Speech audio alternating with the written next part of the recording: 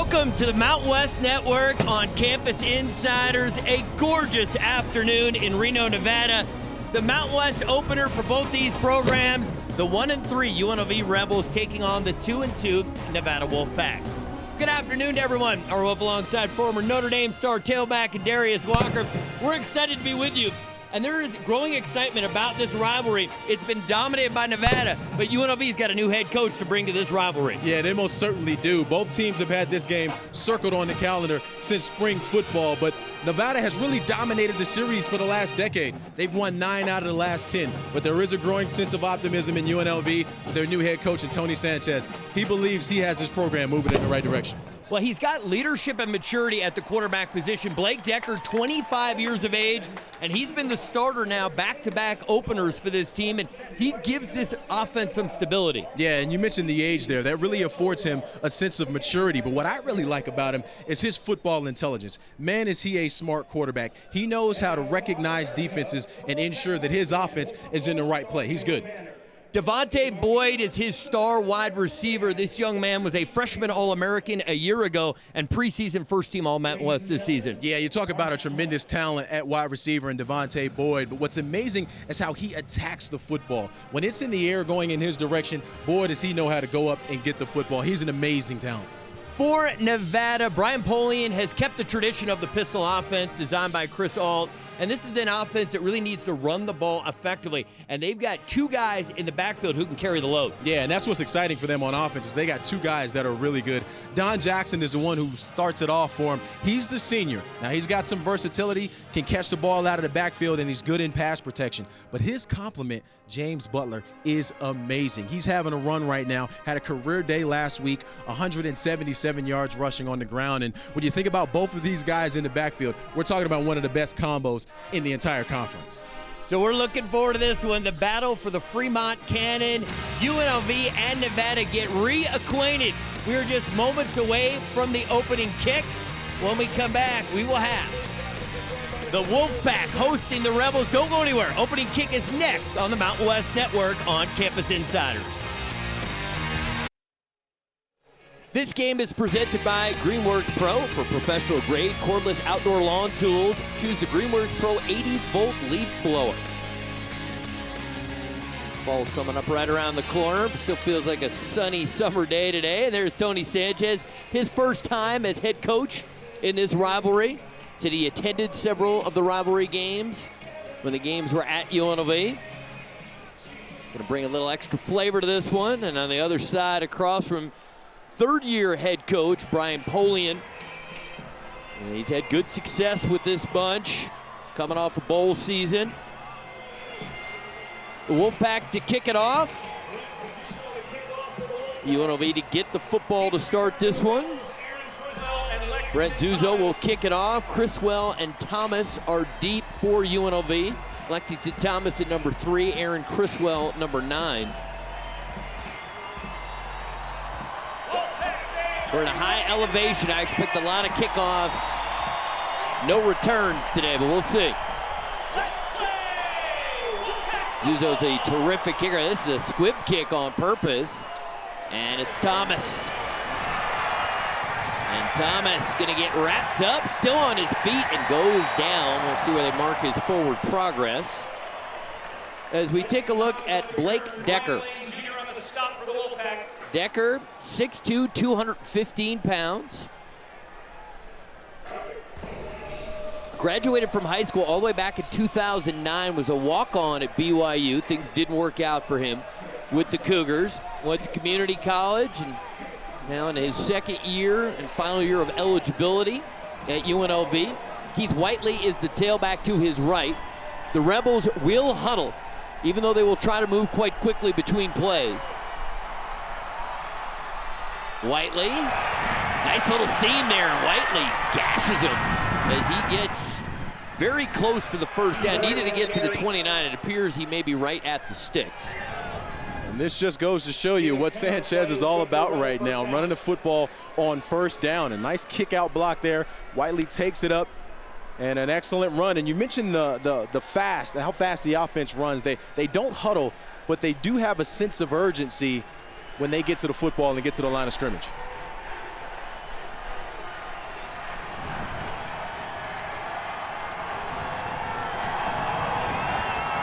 Decker to throw. Looked like almost a designed quarterback draw, and he stumbles and falls.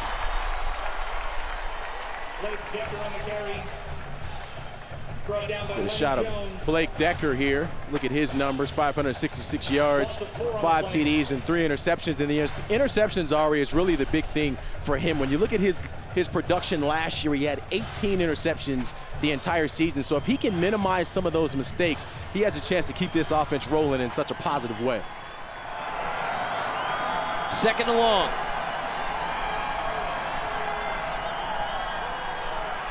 Whiteley.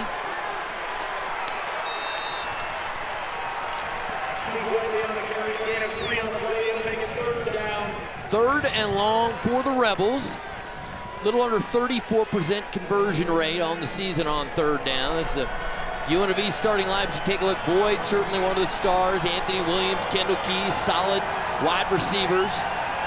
An offensive line that's starting to come together. Will Kreitler, it's our best offensive lineman, the center.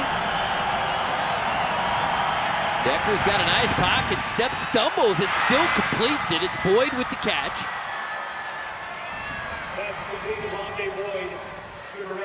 And what a strong play here by Decker. He did not keep his footing, but was still able to throw an accurate pass. And we mentioned Devontae Boyd at the top, how they really want to get him going. They got to get him more opportunities with the football in his hands. Nice route, nice play for the Rebels. Yeah, big pickup on third and long. They get 14 yards. Little trickery here. They bring the reverse. And it's well set up. Pretty good tackle in the open field there. Sonny Rufus came in there to make the stop. That looked like it could turn into a huge play there for Aaron Criswell. Well, this is what gets me excited, Ari, is when your quarterback gets involved in blocking. Watch Decker here as he comes around. Just enough body on the man to give him just enough space to get in there.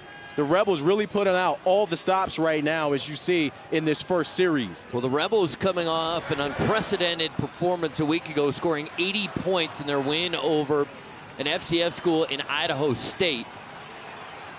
Xavier Campbell's first carry of the game, and he picks up the first down. An impressive opening drive for the Rebels. Alex Bertrando with the tackle for the Wolfpack, and it's a defense giving up a little more than 31 points per game and almost 480 yards of offense. You know, Wolfpack have played a very tough schedule so far. Yeah, they most certainly have when you think about the road games that they played the last few weeks in Texas A&M and Buffalo. They had Arizona here at home.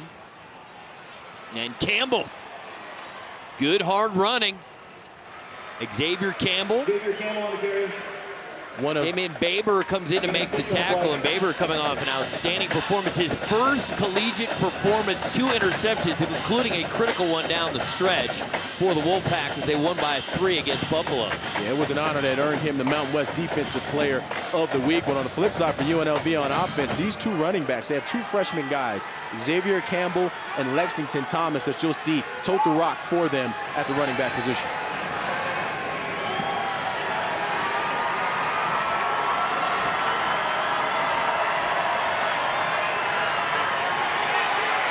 Well defended. Nevada was right there at the point of attack. Patrick Chowda comes in there, 95. He was the first one to get to the ball carrier. So no gain on the play, brings up third down. We'll see if the Rebels can convert again on third down. This is what Nevada's going to have to do on defense, is really crowd that line of scrimmage. If they can get 8 guys into the box to stop this running attack for UNLV, try to make them one-dimensional. Keep in mind, Decker's good with his feet. Whiteley on third down, great blocking, gets the first down and out of bounds. He was untouched until he had already gotten the first down. Terrific job up front from the Rebels. Baber forces him out of bounds. And that's what's so exciting here right now for UNLV, is winning the line of scrimmage battle early in this game. They're trying to set the tone in this first series that we're going to run the football right at you, Wolfpack. What can you do? Can you stop it? So far, they're having a lot of success. 2 for 2 on third down, brings up 1st and 10. Ball at the Nevada 33-yard line.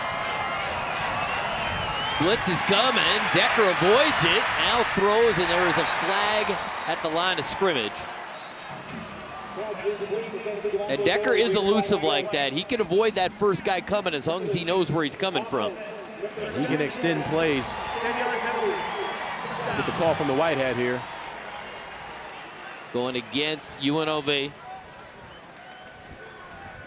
And this is a drive killer. I know it's early on in this series, second down right now, but when you have a penalty and you take that momentum, it's literally letting the air out of the bag. It's actually first down, excuse me now, but it lets the air out of that bag of the drive, and that's a drive killer right there. Mental errors is all it is.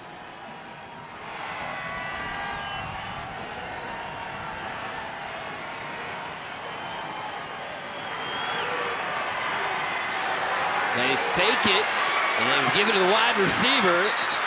And out of bounds. Gave a few there on the play. They get the ball to Lexington Thomas. Gain of 6 on the play.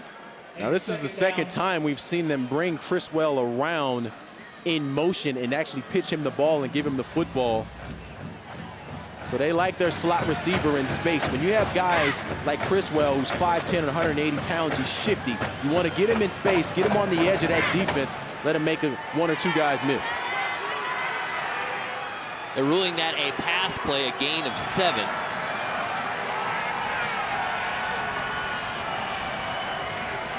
Whiteley, lots of room, into some space, and he'll take it for 6. Touchdown, Rebels.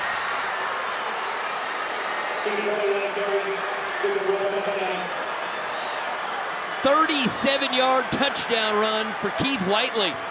His second rushing touchdown of the season, and what a start for UNLV. Yeah, you really want to start big, and they were able to do that. You see Whiteley here, wide open, but what really happens on this play is they overloaded the defense on the strong side and ran the football to the weak side. Once Whiteley got to the secondary defenders, he was to the house. Nikolai Boran comes on for the extra point attempt. Good snap, good hold, kick is on the way, and it is good. 11-play drive, 81 yards. They take 6 minutes and 2 seconds off the clock. Tony Sanchez, welcome to the rivalry game. We'll see how the Wolfpack respond when we return to Mackey Stadium. Welcome back to Reno. Tony Sanchez, first-year head coach at UNLV, first season as a head coach in college football following a 5-year run at Bishop Gorman High School in Las Vegas with tremendous success. He's just 41 years of age, the 14th youngest head coach in FBS football. And Rodney Lawson is back deep, along with Elijah Mitchell. But you talk about an excellent start for Tony Sanchez and the Rebels. They wanted to come out and run the football. They did exactly that. It's a good-looking drive. Strong kick, and Elijah Mitchell will have to take a knee. So Tyler Stewart is the quarterback, 6'4", 220-pound junior. And Stewart's a little bit unlike Colin Kaepernick, Cody Fajardo. Those guys really had the dual threat ability to get out and run the football. That's not really Stewart's strength. And he really emerged in fall camp as the guy. They didn't know going in who was going to be the starter, and they really like his football IQ and that he's getting him into the right situation. Yeah, and that's the thing. When we talked with Coach Polian at the Mountain West Media Days in July, he mentioned the quarterback position and that they hadn't found a guy. So Tyler Stewart has really emerged and is showing the accountability and ability to be able to manage this offense. It's Don Jackson, tremendous senior tailback, and he fights hard to pick up 3 yards on first down. Jackson, one of the captains for this team. Guy is a leader in every sense of the word, and Coach Polian really likes the fact that both tailbacks support each other. They do. They have a good bond, and you don't really see that a whole lot in college football because it's me, me, me. I want to take the football, give it to me. Two unselfish players at running back for the Wolfpack. And Jackson within a yard of the first down. Darius, you played tailback at a high level. You didn't play in the pistol. Give us the framework of how it's different for a tailback being in the pistol than being in a traditional I formation. Yeah, well, when you watch this play here, the tailback is lined up behind the quarterback, which kind of makes it interesting in terms of his vision when he gets the football. But the real value in the offense is the ability to keep the defense off balance and knowing where you're going to go with the football. And UNLV knew the run was coming, but it appears they pushed the pile, and they do. Nevada picks up the first down. Good hard running there from Don Jackson. And that pistol offense is really about the misdirection. Putting a guy or a running back behind the quarterback, you're not knowing which way he's going to go, so it really keeps the defense off balance in terms of where the ball is going. And then you combine that with the two dominant running backs that they have, the talent that they have at the running back position. That's why they put up so many numbers on the ground. Last week, 289 yards as a team on the ground. Here's Butler, spin move. And he gets 11 yards on first down. He's coming off the best game of his career. 16 carries, 177 yards against Buffalo. Yeah, and you can't forget that the week before that he had over 100 as well. So he's had two back-to-back 100-yard games for him, and he's really kind of coming into his own. He's a sophomore. He's been around Don Jackson, so he knows how to practice. He knows how to do the right things, but he's got that same type of ability that you like to see at the running back position.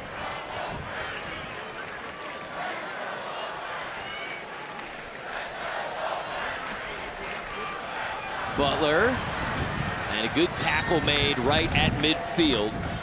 A UNLV defense giving up a little bit under 28 points per game.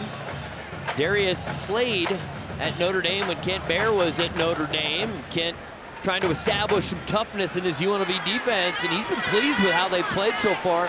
Like Nevada, they had a brutal non-conference schedule. Yeah, they did, but you mentioned the toughness there. I can tell you from experience in watching Coach Baer do what he does, he knows how to insinuate tough love on his players. Stewart to throw. Hassan Henderson makes the catch. He's a great target. Tao Lotulele forces him out of bounds, but back to Henderson. He's 6'5", 220. He hasn't gotten as many touches as they'd like. That's just his 19th catch of the season, but he has got a chance to be a star. Yeah, you talk about someone you can target in third down situations like right now. That 6'5" frame going against a secondary defender who might be 5'10" or 5'11". I like that win for Henderson every time. Third down, Stewart looking for Henderson, and there was contact in the first 5 yards, and Henderson, frankly, just wasn't ready for the ball to arrive. And so Nevada stalls their drive just inside UNLV territory. Alex Boyd will come on to punt, one of the top punters in the Mountain West. Career average better than 44. Keith Whiteley back at his own 10, as Boyd will try to pin the Rebels inside their own 10-yard line.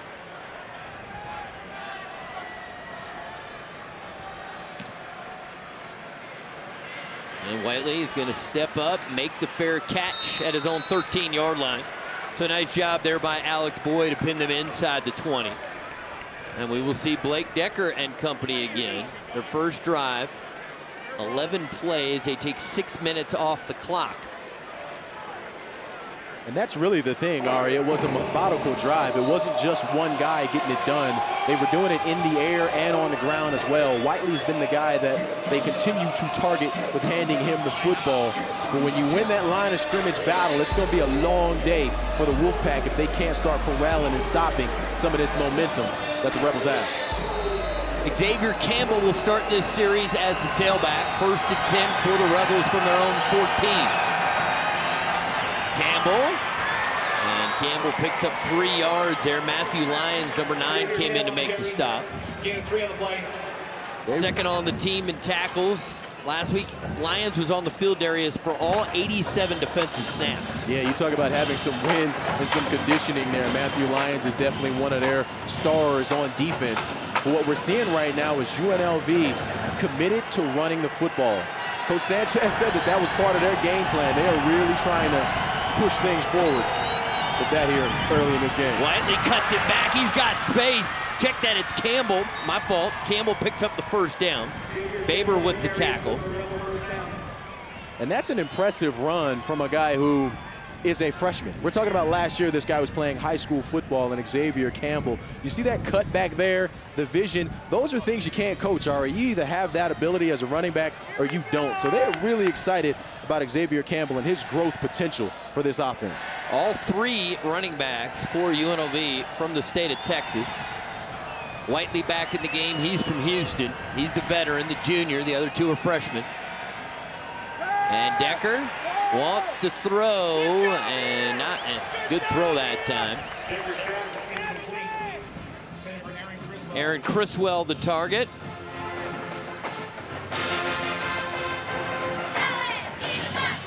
This is an offense that ideally they want to have a 50-50 run and pass combo. Last week, the 80 points, most ever scored by UNLV. Second half, they scored 52 of their 80 points. And it was the largest margin of victory in Mountain West history at 72 points. And Whiteley, the ball carrier, and he picks up about 5 yards there. Rufus with the tackle from his free safety position. And the numbers from last week were staggering for UNLV. Yeah, they put up 80 points in the game against Idaho State. And everyone around the conference was really kind of curious as to how this team was going to be. How would they perform? But when you look at their first 4 games in the season, I realize that they're 1-3, but they've done some good things. The win against Idaho State being an FCS team, how do you really gauge that? But they've done a lot of good things so far. Decker, the throw, there was a lot of contact with the receiver there on 3rd down, and a late flag comes in. It looks like that's going to be on Kendall Johnson there. The cornerback might have gotten there a little bit early. Pass interference. Defense, number 26. The ball's placed at the spot of the foul. Automatic first down. And here's the big problem for the Wolfpack with that is you had a chance to get them off the field. 3rd down, you had a chance to get them off. You had a chance to get your offense back onto the field, and instead you get a pass interference. It's a mental error in that case, and it keeps the drive going for the Rebels. 1st and 10. Take it to Whiteley. Decker on the design quarterback keeper. He shows some toughness there. He's not scared of the contact. At the end of the play, I thought maybe he'd go down. Well, you talked about that maturity, Ari. When you're 25 years old out there, you should have that grown man strength, as they say. But this is what makes Blake Decker an incredible talent. He can throw the football, he can manage the offense, but he also has the ability to extend plays and make plays with his legs. That's how you put up 80 points. I don't want him taking shots at the head if I'm Coach Sanchez. That's what I'm saying, go down. UNLV as a team has already rushed for 100 yards on just 13 carries. They run the option. It's Thomas. And Thomas picks up another Rebel first down. Bertrando forces him out of bounds, but a real good-looking first quarter offensively from the Rebels. Yeah, and it's really starting with the running backs. We've seen 3 different guys have success. This time it's Thomas on an option play, and you get him in space. His size is 5'9", 165 pounds, so he's not a big bruiser like Campbell or Whiteley are, but he's got the speed to beat you. And so this combination of different backs, from Thomas to Campbell to Whiteley, is really having a lot of success right now for the Rebels. You see the rushing yards dominated by UNLV. Whiteley with it, and he is buried in the backfield, loss of a few.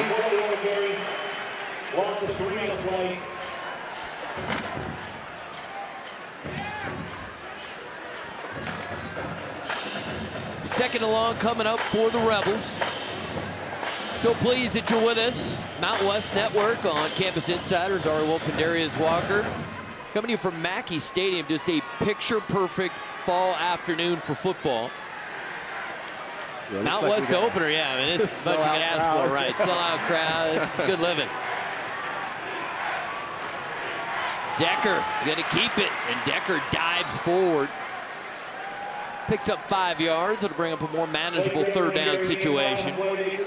He plays like a guy who knows that he's got this season and may never play again. He's going to get his money's worth. That way, you lay it all on the line for Blake Decker here.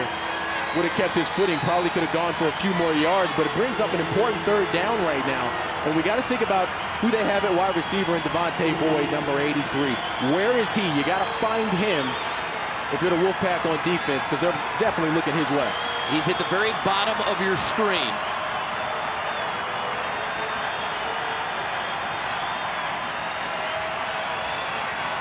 Decker, good pocket. The throw is not accurate. But a flag comes in as Decker got hit late.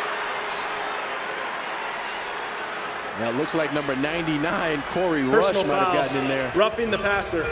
Defense, number 95.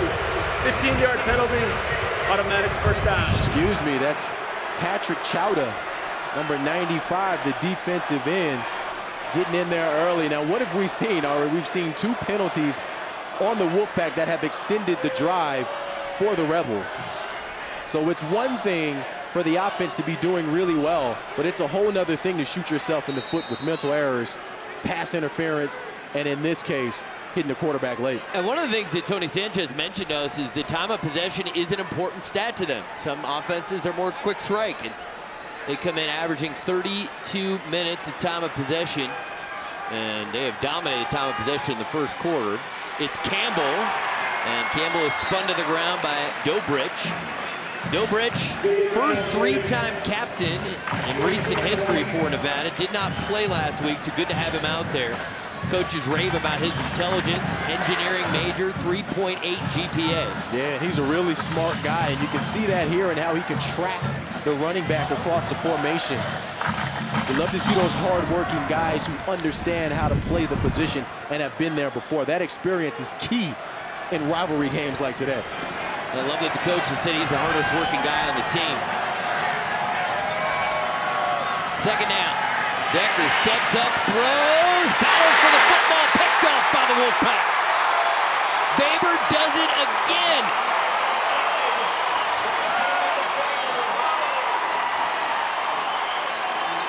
Sometimes you're just feeling it, and it really doesn't matter how old you are. Baber, the freshman, continuing to impress.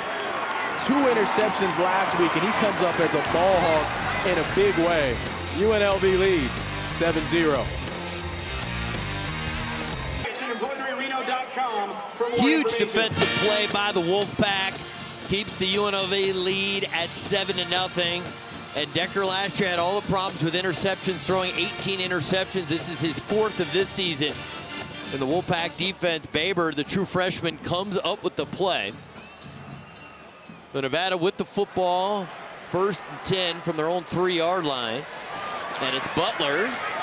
And Butler falls forward and gets, we'll call it a gain of 4.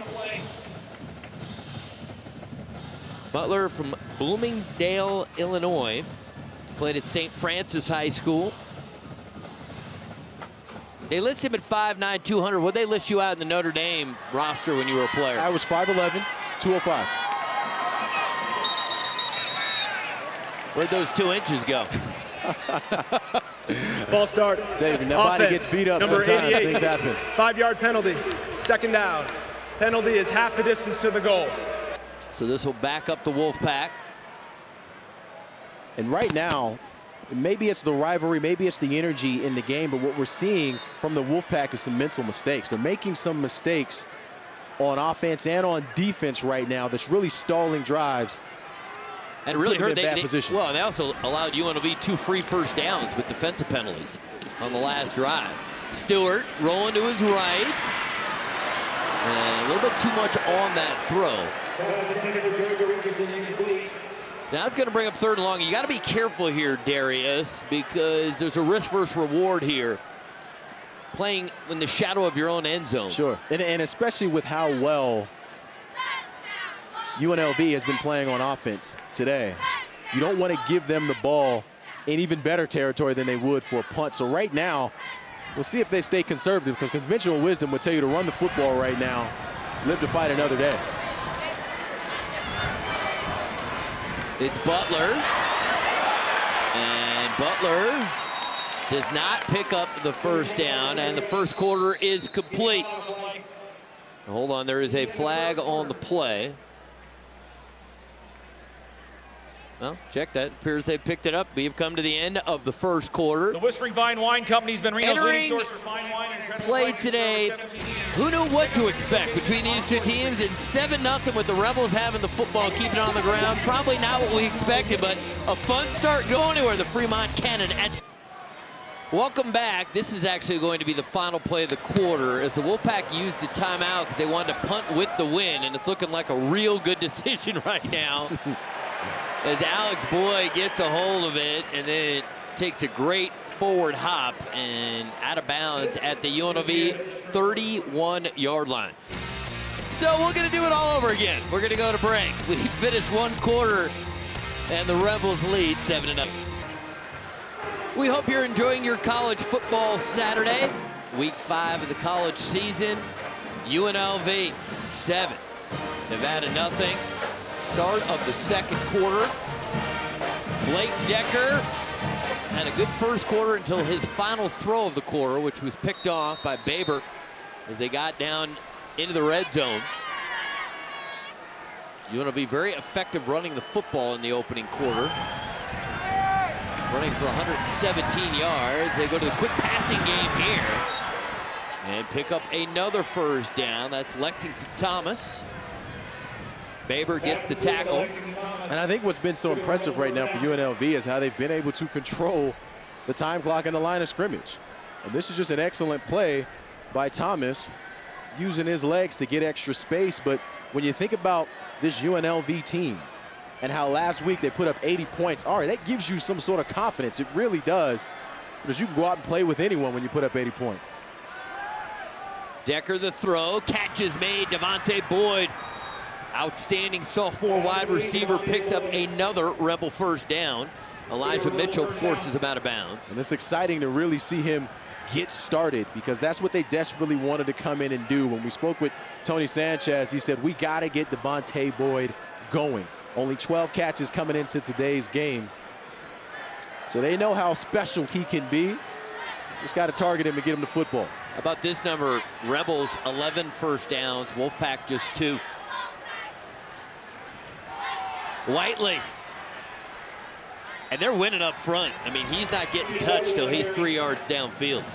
Dobridge gets the tackle. What's really interesting about it, Ari, when you look at the offensive line for UNLV, they're really undersized. Yep. Both of their tackles are around 270 pounds. You like to see guys that are closer to 300 or over 300. So they're undersized in that department. But one of the things they told us is, boy, these guys play hard. Evidence of that here today.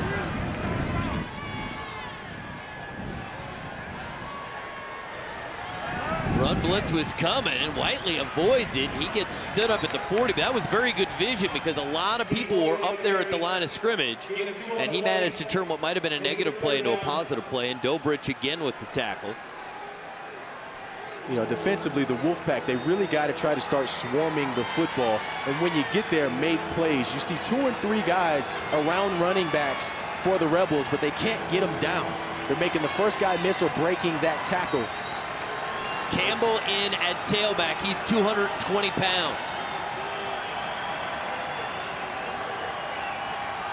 They give it to Campbell, and he moved to his left, and the Wolfpack converged to get the stop.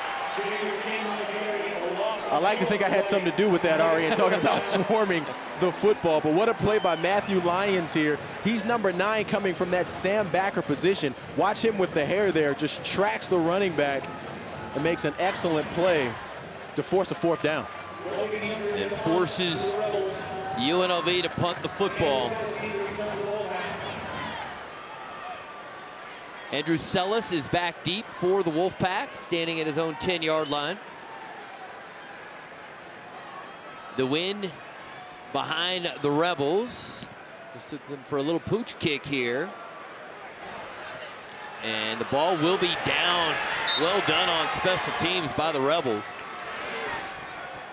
We will step away.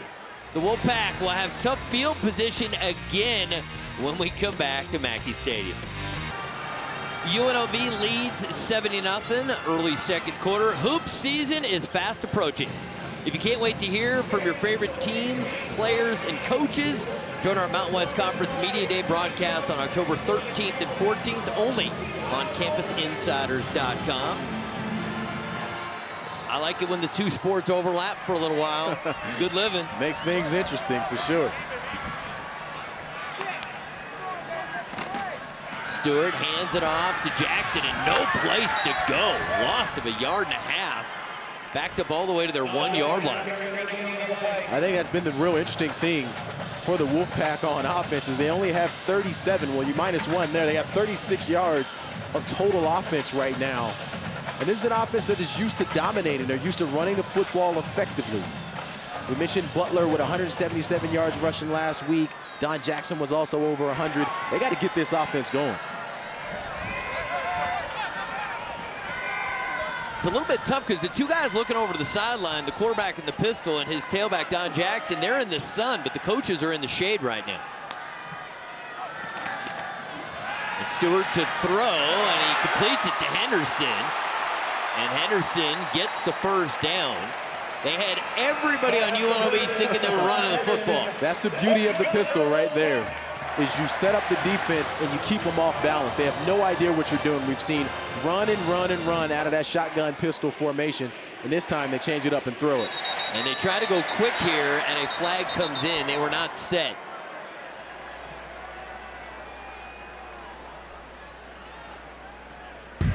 False start.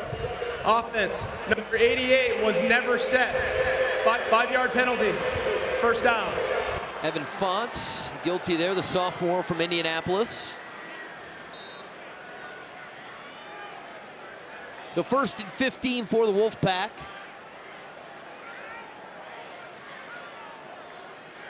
The UNLV defense, pardon me, has been pretty stout thus far. Jackson, and he gets tripped up right at the line of scrimmage. Yeah, there is really no space right now for the Wolfpack on offense to be able to run the football. You got to credit UNLV and what they're doing up front. The big men are winning that line of scrimmage battle, actually on both sides of the ball, on offense and on defense right now. Making it so those UNLV linebackers can get in there and make tackles. Stewart keeps it himself. And he gets a little bit past the original line of scrimmage. Kenny Keys, number 44, came in there to make the stop. He's the big brother of wide receiver Kendall Keys. This is another carrot of the pistol offense where you have a quarterback who can read the defense. This time, Stewart reads the defense and keeps the football. That's what you like about the pistol, Laurie. It gives you options, but right now we're talking about a 3rd down and long in territory, trying to win that line of scrimmage battle, and most importantly, that field position battle. This is big.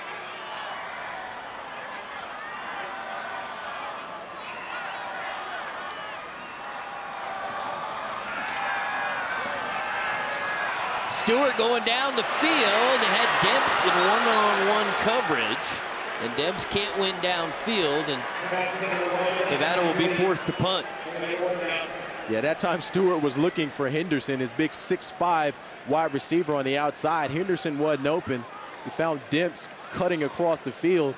Would have liked to have had a little bit of a better ball to give him a chance to catch it. But right now, as it stands, this offense for the Wolfpack just has not been able to gain any kind of momentum or do anything positive right now. Alex Boyd kicking into the wind. Keith Whiteley waits at his own 40.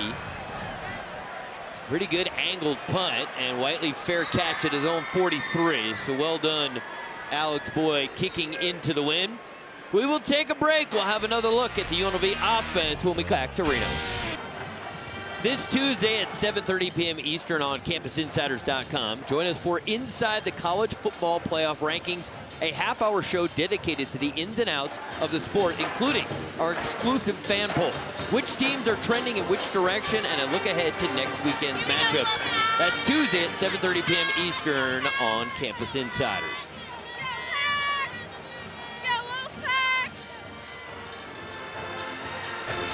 So Blake Decker and the Rebel offense back on the field.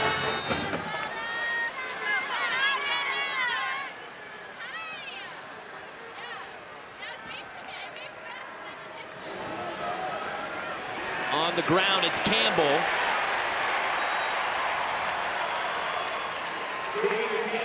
Again, that's number 9, Matthew Lyons. He is just all over the field today, hair included.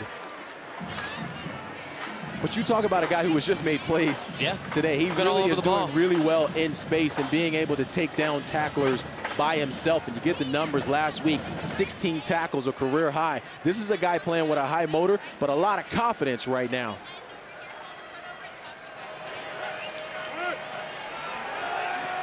On the ground. There was a flag down as Campbell is about a yard shy of the first down. Again, it's Baber with the tackle. It's thrown in the area where often find offensive holding. Holding. Offense. Number 77. 10-yard penalty. Second down. Nick Gastraint, who's just back in the lineup. Yeah, he's number 77 right there at guard. An excellent play call here for the Rebels to get their back Campbell in space. You hate to see them stalling drives and shooting yourself in the foot. We've actually seen quite a few penalties today on both sides. Sometimes when you're in that rivalry game, Ari, and it's loud, it's exciting, you're excited, you want to win. Sometimes you get a little antsy. Things happen. Both teams need to settle down a little bit here.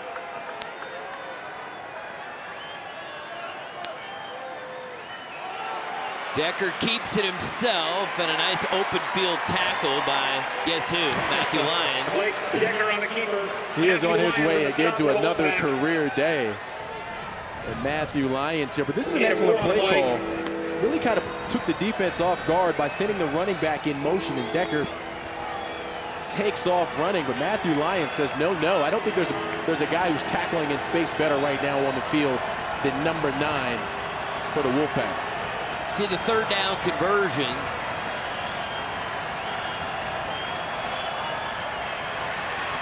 And Decker completes it, and it's going to be well short of the first down. Muhammad comes in there to get the tackle. Criswell made the catch for UNLV.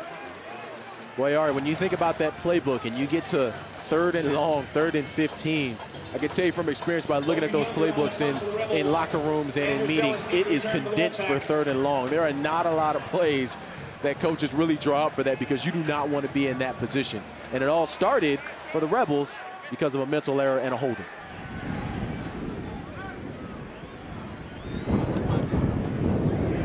Not a very good kick this time. We'll see what kind of bounce it takes. It takes a Rebel bounce. And they're going to say he's down. They was able to down the football at the 2-yard line. We will step away. The Wolfpack faithful don't like the call in the field position. We'll check on it. 7-0 UNLV. We're going to take another look at the punt. Yeah, and you're watching for Kendall Keys here, number 84. Once he takes possession of the football, the play is then dead. He doesn't have to necessarily control himself. He just needs to take possession, which is why the call is what it is. Ball on the 2-yard line.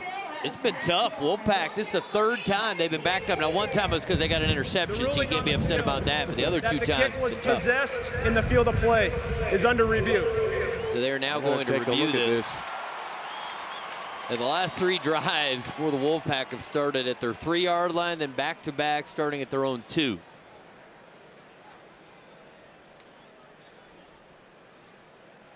You really hurt your offense, Ari, in starting back there. But let's take another look at this. Of the Kendall Keys, number 84. Right here, he's got it. Does he have possession of the football is the question, because once he possesses it, he doesn't necessarily have to keep his footing and not go into the end zone. He just has to possess the football. That's the rule. The refs are taking another look at it, but talk about a good bounce.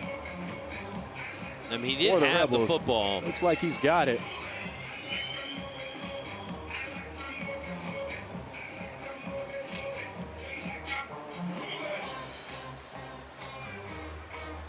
But right now, the Wolfpack are just desperate to get something going on offense. And I think the most intriguing thing about the game so far, Ari, is the penalties. I mean, we've got 6 total penalties in terms of the game for both sides. 2 for UNLV and 4 for the Wolfpack. Get a call from the white hat here. After reviewing the play, the ruling on the field is confirmed. It's first down, Nevada, at the 2-yard line. Seems like the right call. Oh, yeah. From our vantage point here. Kendall Keys Brandon Cruz, the head referee, there with the call. Then you see Coach Polian. He's fun to talk to. He's an enthusiastic, fiery young coach.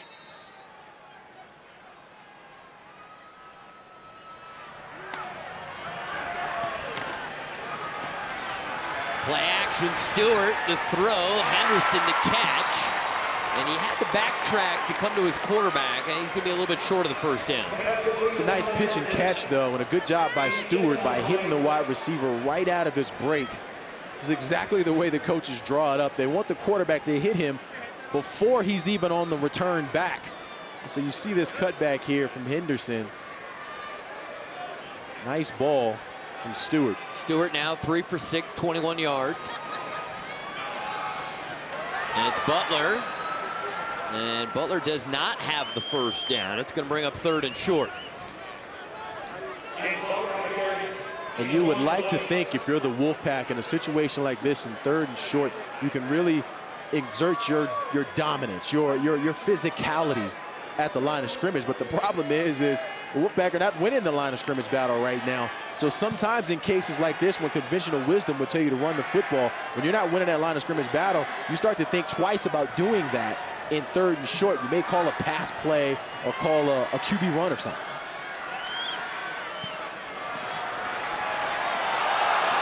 Ball comes out, ball's out, and UNLV makes the tackle. So the Wolfpack are going to be forced to punt. A rare mistake there from James Butler as the ball was on the grass. Yeah, he puts the ball on the football on the ground, and that is not okay. Get a shot at Butler here. Had enough for the first down, but just doesn't secure the football in traffic. And the Wolfpack are lucky that ball's not going the other way. But incredible field position for the Rebels. That could have been a lot worse, though. We'll see how Alex Boyd handles this. Again, kicking into the wind. Whiteley waiting at midfield.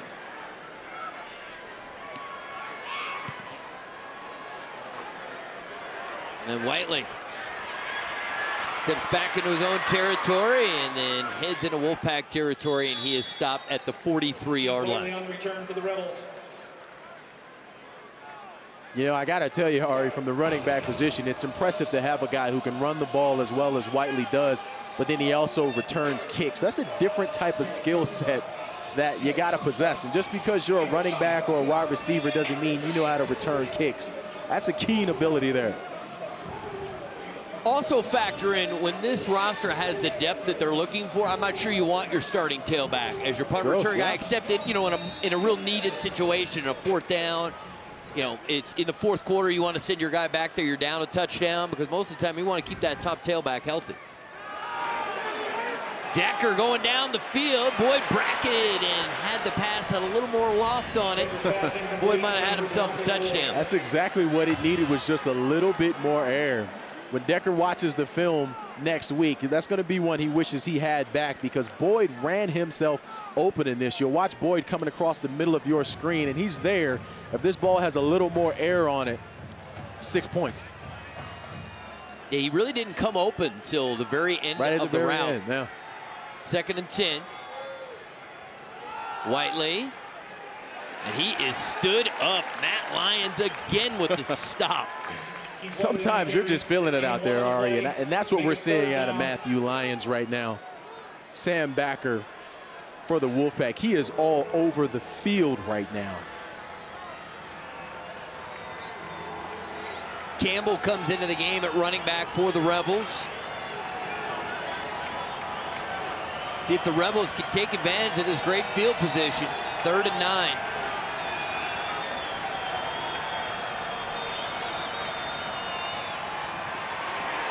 Decker goes down. Sack. Malik Reed gets the sack, his first of the season. And boy, you got to be excited if you're the Wolfpack. The ability to be able to get there with 4 linemen. There's no backer, no blitz. Malik Reed just charges the offensive tackle and makes an excellent play to force a 4th down. Sellis is deep for the Wolfpack, standing at his own 10-yard line. UNLV's done a real nice job of pinning the Wolfpack deep. And Sellis, fair catch at his own 6-yard line. But it's been tough on the Nevada offense. They have not had good field position. We've got 3:37 to go in the opening half. UNLV continues to lead 7-0. All right, we got all kinds of mascots over there. I was just looking for the Wolfpack. You know, last name's Wolf. I feel like I'm amongst my people, you know. I mean, I look forward to it all year long. I mean, where's the Wolfpack? I don't know who this Bighorns guy is. You spell wolf differently. That's true. That's true. But, you know, it still feels good to be a part of a pack.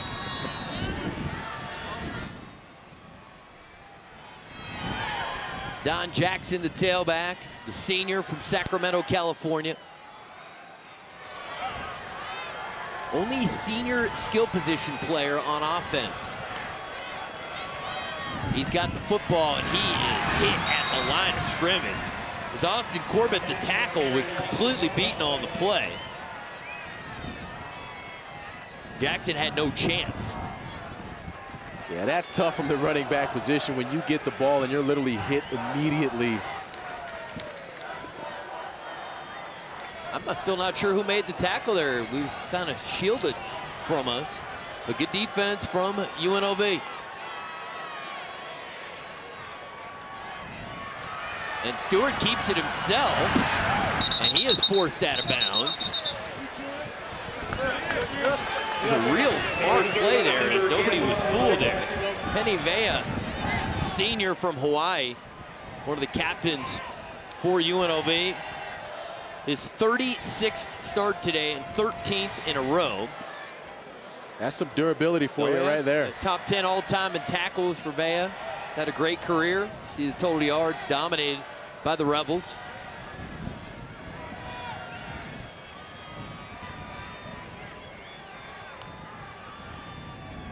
Stewart to throw from his own end zone. Gibson in the flat, the tight end makes the catch, stays on his feet to get Nevada the first down. Well done, Jared Gibson. And an excellent delivery from Tyler Stewart here. He actually could have threw this ball a little bit sooner than he wanted to. And the Wolfpack now, after a successful play, immediately gets to the line of scrimmage. Jericho Richardson the catch, and he has another Wolfpack first down. Sometimes you got to put that foot on the gas, Ari, and really go while the going is good. We see two back-to-back positive plays for the Wolfpack, and they're doing it in the air right now since they're not winning that line of scrimmage battle. 13 yards on the play for Richardson. It's Jackson. And Jackson made one guy miss, picks up 7 yards. Time is a factor.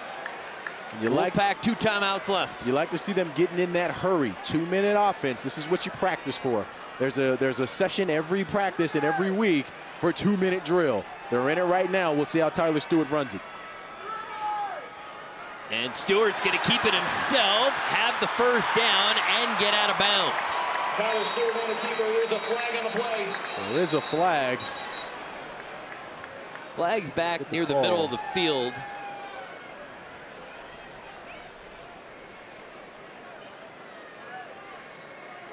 Holding. Offense, number 83. 10-yard penalty enforced from the end of the run. It's second down. I didn't hear the end number, but I think it was on Richardson. Not exactly sure who the holding was on, but continue to see the mental errors from the Wolfpack on offense. Just penalties. We've seen holding. We'll get the call on exactly who it was. But you talk about stalling drives, especially when they had momentum, getting up to the line of scrimmage and snapping the football immediately.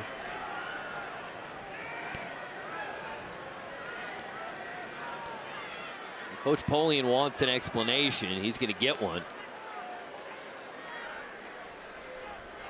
So now 5 penalties for 40 yards. The penalty. The end of the run was 2 yards behind the spot of the foul. Therefore, by rule, it is enforced from the end of the run.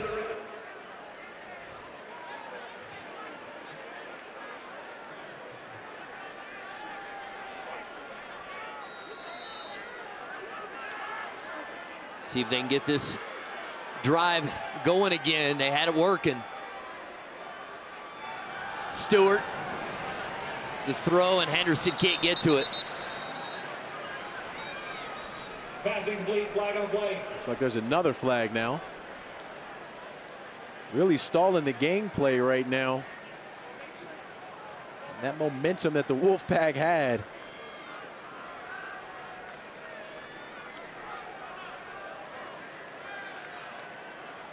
Illegal formation. Offense with 5 players in the backfield. This penalty is declined. It's 3rd down. Brings up an important 3rd down on this drive. We've seen the Wolfpack have success in this series throwing the football. Got to think they're going to be looking for number 12, Henderson. Their 6'5" wide receiver. Rebels are showing blitz. Looks like Stewart's going to get him out of the original play call. The audible's at the line. Blitz is coming. Stewart gets rid of it, and it's incomplete. He was looking for Henderson. So the drive stalls with 93 seconds to go in the half. It's really kind of been the story for the Wolfpack on offense is a little bit of momentum, a little bit of success, and then there's a penalty, a holding, or something that goes wrong that really stalls drives for them right now. They've been unable to do anything positive on offense right now.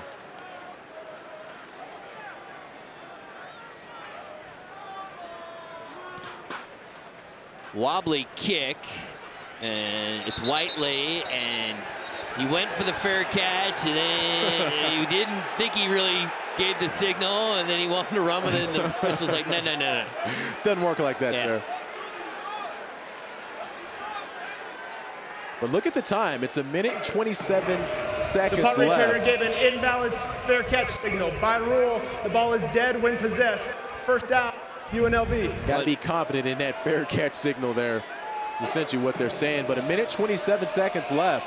It's enough time for Blake Decker and this offense to get down and try to at least put themselves in field goal position. And you got to think they're going to be looking at one of their stars in Devontae Boyd, number 83. And their field goal kicker, Nikolai Boran, is long on the season, 51 yards, and the wind is behind him. And Decker, the throw, incomplete.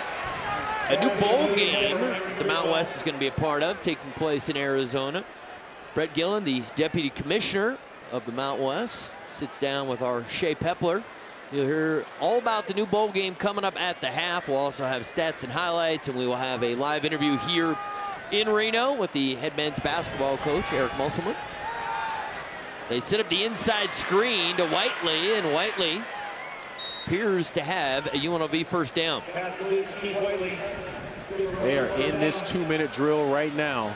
Snap the ball quick, get the play from the sideline.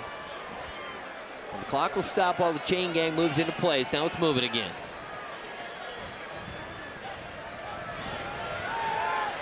Decker in trouble, gets rid of it. And a fight for the football. The Rebels have it. Huge play as they near field goal range. Aaron Criswell makes the catch. Is a catch for a 1st down. And we've got a Nevada player hurt. It was the guy who was in coverage on the play. We'll get that sorted out, but well, this is a free timeout for UNLV. This is a free timeout to really think about things and make sure that you have the right play call there. Gain of 24 there. LJ Jackson, number 10, is the injured player. Criswell showing some concentration, but catching that ball on the way down, securing the catch.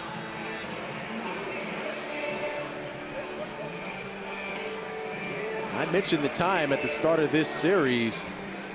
You got enough time to drive it down. They've been having a lot of success on offense. Decker steps back here, but the catch is what's most impressive. Hanging on to the football in traffic with a body on him. It's a real nice catch. It really is. LJ Jackson was there. Really sure exactly what happened to him, maybe a cramp or something, but hopefully he's okay. Darius, how about this? Coach Sanchez specifically mentioned time of possession. 1st half, UNLV's had it for more than 18 minutes, and Nevada's had it for just over 10 minutes.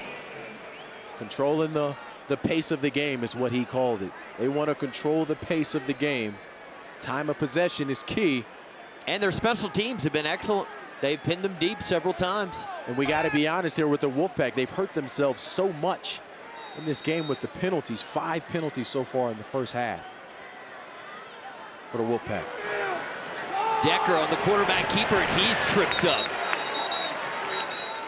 Blake Decker on the keeper, no gain on the play. Decker might be a Corey little Rush there, shaken 99 up makes on the play. Not really sure what happened, if he fell on that shoulder wrong or something, but this is what you touched on a little earlier, Ari, when you have your quarterback in this type of offense and you do cold runs for him. Now, this isn't an incredible hit he took.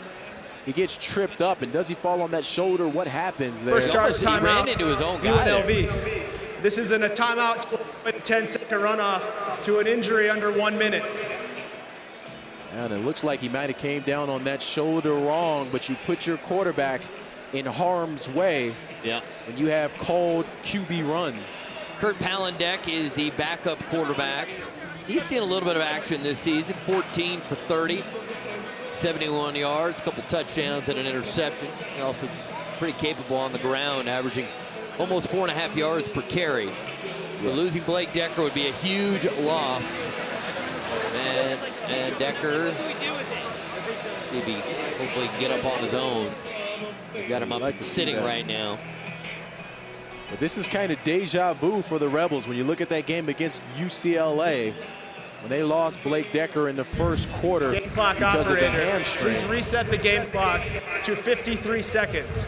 They're going to put 53 seconds on the clock. We're going to go ahead and take a timeout right here. We will check on Decker when we come back. Rebels lead 7-0. Jones forces him out of bounds. Kurt Palandek, the new UNLV quarterback, 6'2", 185-pound sophomore from Plainfield, Illinois.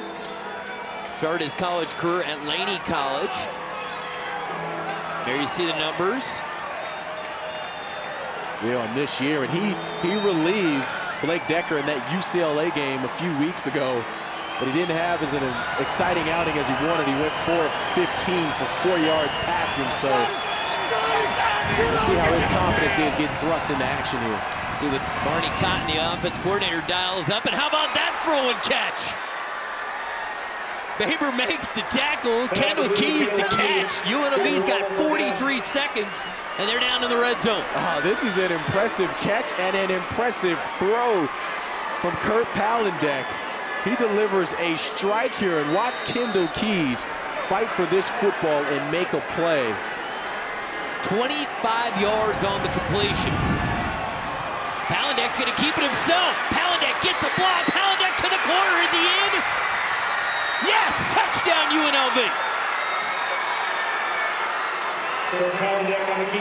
Wow. Sometimes it takes a spark. And the Rebels have had a lot of success. They had a lot of success in the first quarter, not so much in the second quarter. But unfortunate news as Decker goes down and Kurt Palandek has to be put into action. And boy, has he created a spark right now. I mean, that first an excellent pass. That Rebel sideline just erupted. I mean, the sophomore comes in, shows no fear. Ice in his veins right now, Ari. Ice in his veins. And he dives, hits the pylon. Well done, young man. Kurt Palandek. We're going to look at this to see if he gets in. Looks pretty clear from our vantage point as he sticks the football over that pylon. But man, you talk about an exciting turn of events for the Rebels. I mean, that sideline literally erupted. We erupted up here. I mean, we felt it. Now, Tony Sanchez, his team making quite a statement in Sanchez's first game in this rivalry. First game in the Mountain West. Extra point is up and good. Wow, what a start right now for Tony Sanchez and his career, his team. First Mountain West Football Conference action for Tony Sanchez and the Rebels, and they lead 14-0 right now.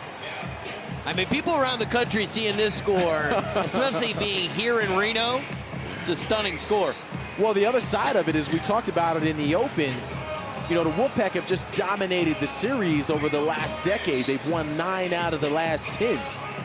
But the difference this season for the Rebels is their new coach, and Tony Sanchez. And Ari, I mean, we got a chance to sit down with him. Ruling on the field of a successful extra point is under review. We're going to review the extra point here, see if it actually... Well, I was curious because the reaction of the fans behind the goalpost here was that it was missed.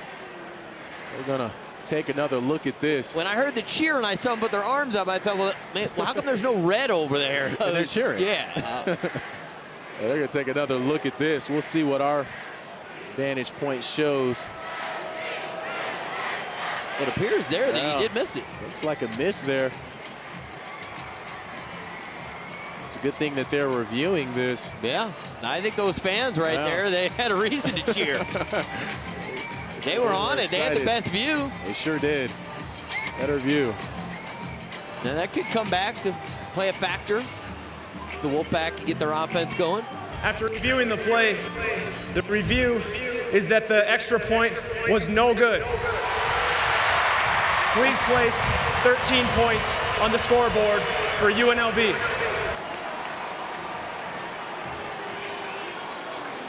I can't say I've seen one of those before. An extra point that was called good and had the call reversed. But you can't take anything away from Coach Sanchez and what the Rebels have been able to do in the first half. And all right, we got a chance to sit down with him yesterday, and I think we all left that meeting impressed with him. I mean, he just has some sort of it factor, if you can call it that, as a coach who you feed off his enthusiasm. You know that he's confident in what he can do and what his team can do. Well, I immediately made a comparison after he walked away from the former Wisconsin football head coach and current athletic director, Barry Alvarez. I know he coached at Notre Dame as well. Exactly. I know you're a Domer. That he just has a certain, something about him, a confidence. Yeah, There's something you're around him, you think, okay, well, I can follow this guy. Right. I'm going to do what he says. And a very strong kick, no chance at a return. 30 seconds. What do you do here if you're the Wolfpack? I mean, you know, with a rivalry game like this, I think you have to go the safe route and go in a victory formation, take a knee here for the Wolfpack on offense. But, I mean, what is this really saying in this first half right now for the Rebels and what they've been able to do? There were a lot of questions about the Rebels coming into this season, you know, with their head coach having been in high school a year ago, and now he's the head guy. But boy, Tony Sanchez has had an impact on this team and this community, really. The Wolfpack are going to be shut out for the first time in a first half since December 1st, 2012 in Reno against Boise State. So the runner, pardon me, I was thinking basketball season with Eric Musselman. We're not the running Rebels till basketball season. It's only the Rebels during football season. Right now, no running Rebels. Yeah, well, the Rebels take a 13-0 lead. And so this battle for the Fremont Cannon, a rivalry that's been dominated by the Wolfpack, winning 9 of the last 10 games. Well, in the first half, it was dominated by the Rebels. We will step away. We'll send it to our studio. Shea Petler will be talking Mountain West Bowl games, and you'll see us again a little bit later in the half. There it is. The most expensive and the heaviest trophy in any rivalry game in all of college football. I think that might look good in your house somewhere. There's got to be a place that you could put that. Well, you've been in my home several times. I'm not exactly sure where you think that's going to go. It's an old, I mean, that cannon's been around a long time, and it was refurbished back in 1970. And the colors of the Wolfpack adorning it. Now, if the Rebels win, it's going to change colors. It will change colors for sure, but what's really interesting right now when you think about this game and you look at last year. Now, Tony Sanchez wasn't with UNLV last year, but the game last year at halftime, the Rebels were leading that game 17-14. Now, at the end of that game, it ended up being 49-27. The Wolfpack won. So that was a tale of two halves. And so when you talk about halftime adjustments right now, you got to figure out who you are, who's that identity. And the Wolfpack were able to come from behind last year and open it up in the third quarter. They're looking for some more success and some more evidence of that here again today. as they're down 13. It's all going to start. Tyler Stewart. Nikolai Born in the kickoff for the Rebels. Rodney Lawson, number 13, is back deep with number 28, Elijah Mitchell. Nikolai Boran on to kick things off here in the second half for the Rebels.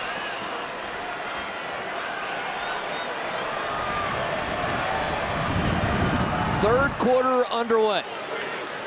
And Mitchell is going to bring it out. And Mitchell still on his feet. Good decision. Elijah Mitchell on the return. Congratulations to Jackson. Now to the, well, just beyond the 25-yard line. There is a flag, though. Offside. Kicking team, number 2. 5-yard penalty is added to the end of the return. First down, Nevada. Offsides on the kicking team. That will not make a coach very happy. Especially one who is a, core special teams guy. Brian Polian, I mean, he is most certainly a special teams guy. I mean, how often do you see head coaches who are involved in special teams as much as Brian Polian is? Goes to show his players just how important. And Polian was the special teams coach when you were at Notre Dame. Sure was. Don Jackson will start the third quarter as the tailback.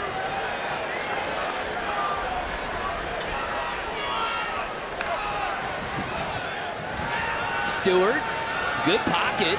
Man, he'll dump it off. It's Richardson, and Richardson gets the first down before he steps out of bounds. McTire forces him out of bounds. And Stewart's got to try to build some confidence here. They want to throw some of these shorter passes to get his momentum going in the second half. But watch Richardson here. He's just going to settle down in the middle of that zone defense. Stewart's able to find him.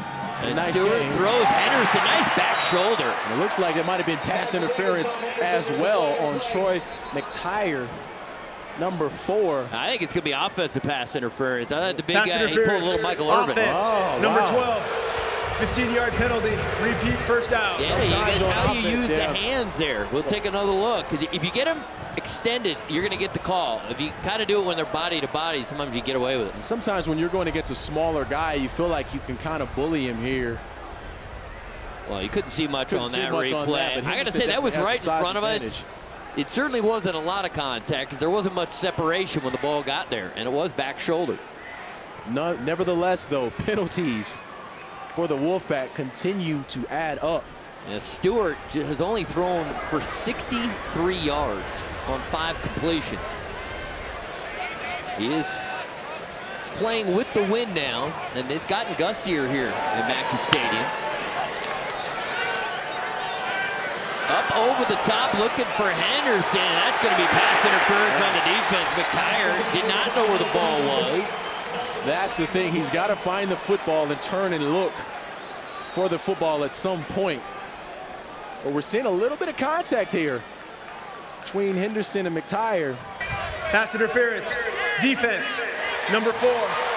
15-yard penalty, automatic first down. Starting to get a little chippy here. Getting in the third quarter here. Henderson's going to be to the left of your screen. Contact.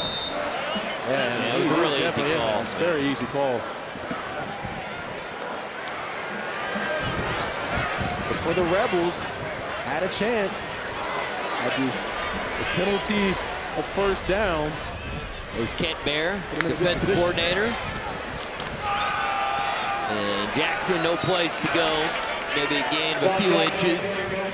And the UNLV front 4, the throwing the linebackers done a really good job against the run. Lotulele, you see right there, number 55. Coach Bear said one of the best linebackers he's ever coached, and that's saying something because Coach Bear's coached, I feel like, in about a quarter of the programs in America. He's been all over the place. Yeah, most certainly has. His brother, John, played for the Jaguars and the Seahawks, so he's got that NFL-style build and family dynamics. Stewart the throw, Henderson the catch. McTire makes the tackle. It's going to bring up 3rd and short. See if they can get that ground game going. You want to be able to run the football on 3rd down. Yeah, especially in 3rd down and short. You want to impose your will on the other team. We talked about the 2 backs that the Wolfpack have in Jackson and Butler. Both of those guys can do damage. Don Jackson, the senior, he's experienced. You like to see them be able to hand the football off to their workhorse.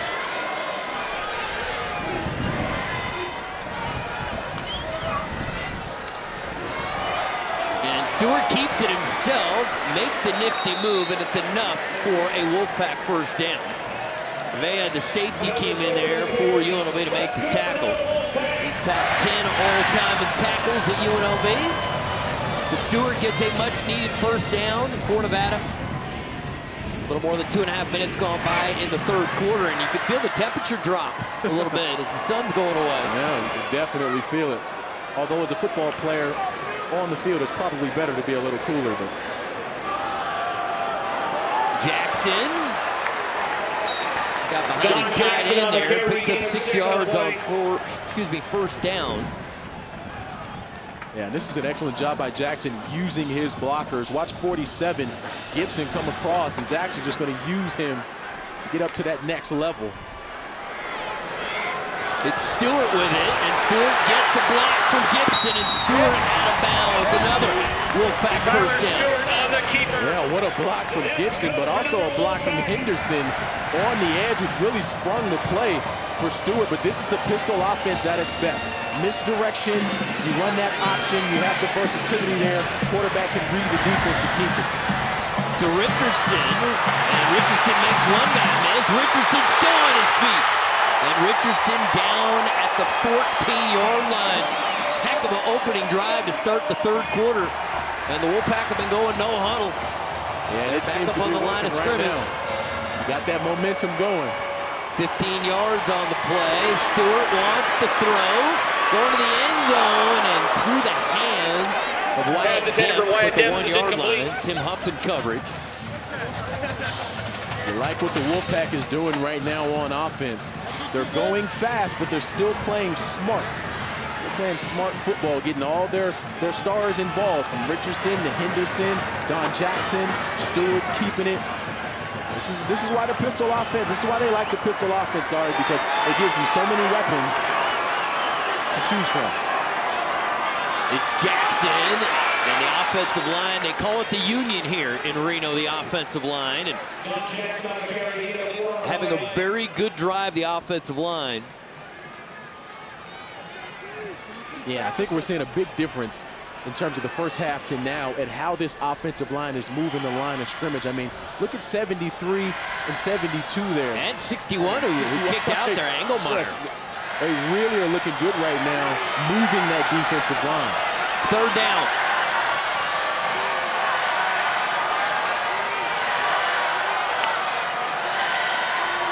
Blitz is coming, they pick it up. Stewart, the throw to the end zone, incomplete. Jericho Richardson, the intended target. Mooten in coverage. A freshman from Houston, number 21, and it's going to force the Wolfpack into a field goal attempt. That's a big stop by the Rebels. Big on third stop. down. It really is, and you have to wonder in that scenario if the Wolfpack would have been better off going towards Henderson, their tall wide receiver, on a third down play like that. Right, it's easy to now question hindsight being 20/20, but now, you know, they threw the ball 2 out of the 3 downs there. This is a team that their hallmark is running the football, ran it for 289 yards last week. 27-yard attempt. Zuzo connects and stays perfect on the season. Brent Zuzo now 7 for 7. And the Wolfpack, it took them almost 35 minutes of football, but they are on the board as the UNLV lead is now 13-3.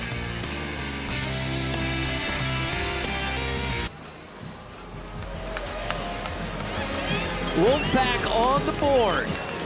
The Rebel lead is 13-3. The Rebels about to get the football back. See Lexington Thomas is back along with Aaron Criswell. Zuzo kicking with the wind behind him. Now, he did squib one kick on purpose because if he wants, he could probably kick this into the stands. Yeah, with the leg that he has. Oh, they go for the onside kick. And UNLV wasn't ready, but I believe their guy still came up with the football. Wow. I mean, they were not ready. Wow. It was a great play call from Coach Polian. And he told us he might have a little trick. They might use it. So they go for the onside Really kick on the there. field is the onside kick. I mean, frankly, the one guy who needed to be looking First down, UNLV. had his hands on the football. And that's number 44, Kenny Keys. Kenny Keys, good to have a guy who's comfortable with the football right there. One of the safeties. Well, certainly is. What an excellent play by him. So, But you see the Wolfpack pulling out all stops. Yep. They're not afraid to try to win this game. Blake Decker, his arm is in a sling. Kurt Palandek is the quarterback. And he gives to Campbell, and Campbell gets stuck, and he bounces it back to pick up 3. Rufus, from his free safety position, gets the tackle. He leads the team in tackles, Rufus, and came in second in the Mountain West in tackles. He has the most tackles by any freshman in America. He's a redshirt freshman from Bakersfield. That's Baber, his wingman back there. Rufus and Baber, the starting safeties. A couple of freshmen back there. It's Campbell, and he's hit, and it's Matthew Lyons. Now, is he an early favorite to make the Darius Walker All-Hair team? You know, 2015? I think so, man. I can tell you, Head and Shoulders is definitely already looking at him. He's probably got an email in his inbox when he gets back to the dorms. But watch him continue to make plays from that Sam linebacker position. Nobody can block him, and that's what they need. That is exactly what the Wolfpack needs on defense, is a guy to step up and continue to make plays in space, because that's where the Rebels are having their successes, in space, but not when they're going against number 9. Check out the conversions here from UNLV, 3 of 6 versus 3 of 9. And UNLV is going to need a timeout. Again, you've got an inexperienced quarterback in there. He's on the road. Fans starting to get into this here, and so they just need to take a moment. We will step away. Coach Barney Cotton, the offense coordinator, will coach up his sophomore quarterback, and we'll see what the Rebels drop on 3rd down. 13-3 our score. Big player, 3rd down.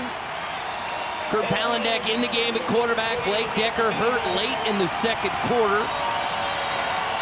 Keith Whiteley is the tailback to the right of Palandek.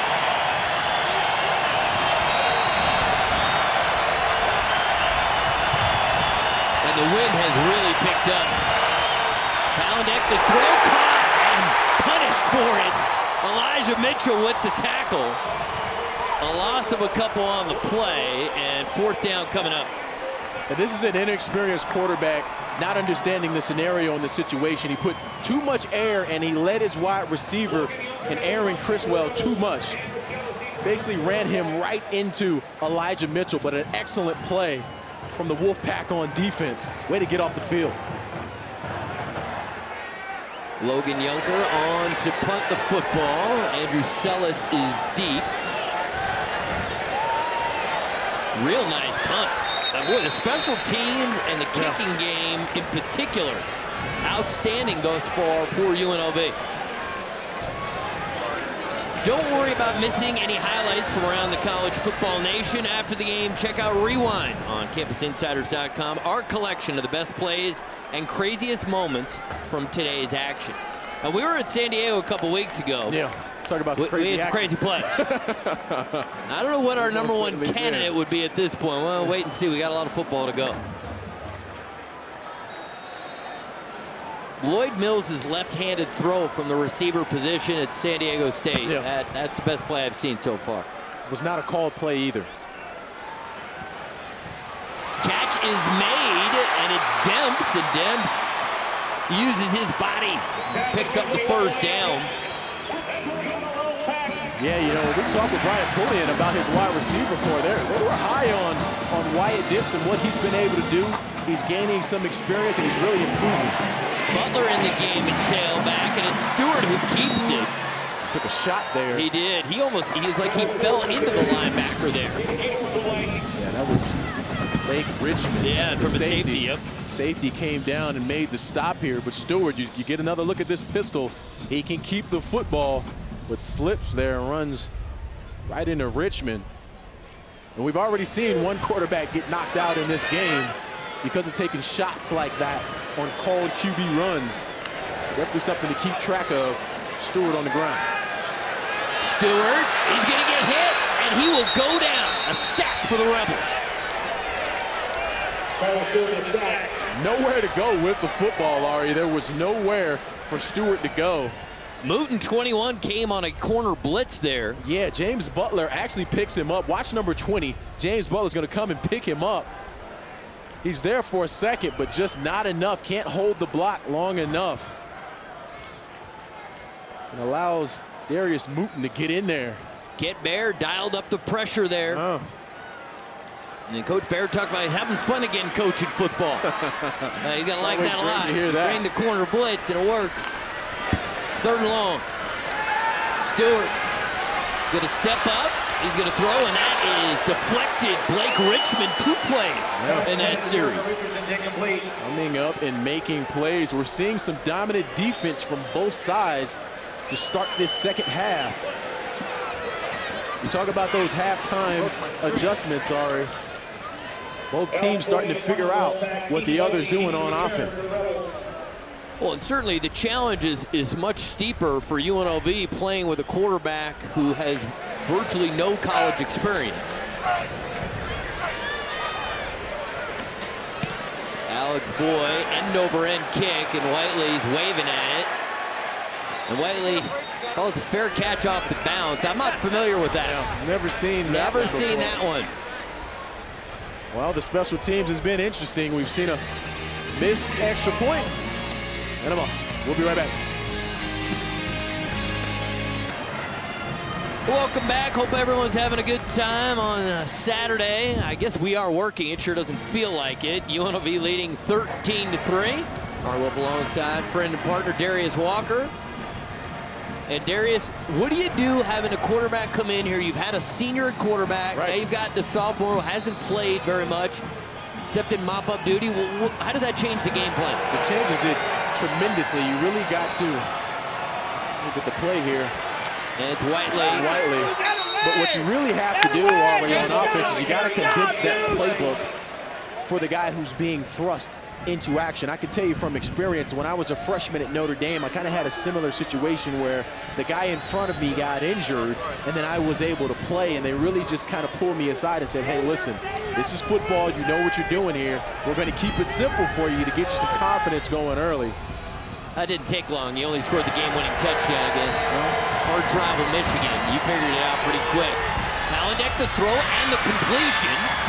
And it's going to be enough for a Rebel first down. I like the confidence they're showing in Palandek as he finds Devontae Boyd. Yeah, and that's what's exciting is they're calling these plays and allowing him to find a receiver and deliver the football. And right now, Palandek is just, he's looking good with his throws on the money here. And that's what you like to see. That's how you get a quarterback involved and you get his confidence going early when he's being thrust into the action by calling plays that you know he can throw. Comebacks, short routes, get his confidence up. He's 3-3 right now. And he's going to keep it himself. Palandek. And he gets to the 40-yard line. All right, Darius, call me conservative, call me old school, but like if my starting quarterback is already out, my backup's not running. Well, the interesting point is you got to do what you do well. And for the Rebels on offense, that's one of their keys is the ability that Blake Decker has to run the football. And so it's not really surprising that they're calling a called run there for the quarterback, even though their starting quarterback is no longer in the game. You got to do what you do well.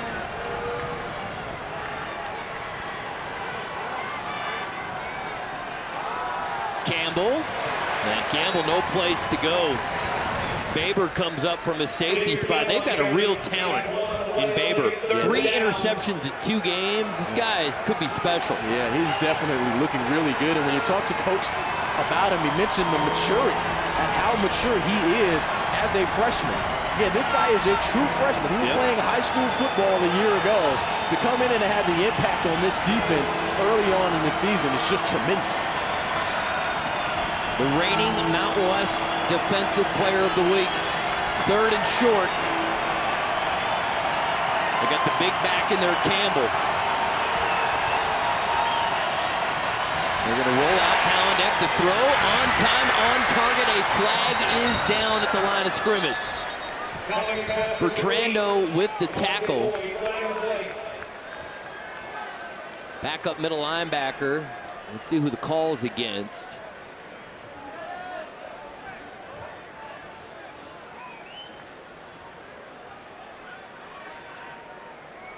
ineligible receiver downfield. Offense, number 9 was covered up on the line of scrimmage. 5-yard penalty enforced from the previous spot. 3rd down. Boy, you hate when that happens. Talk about killing a drive and having momentum.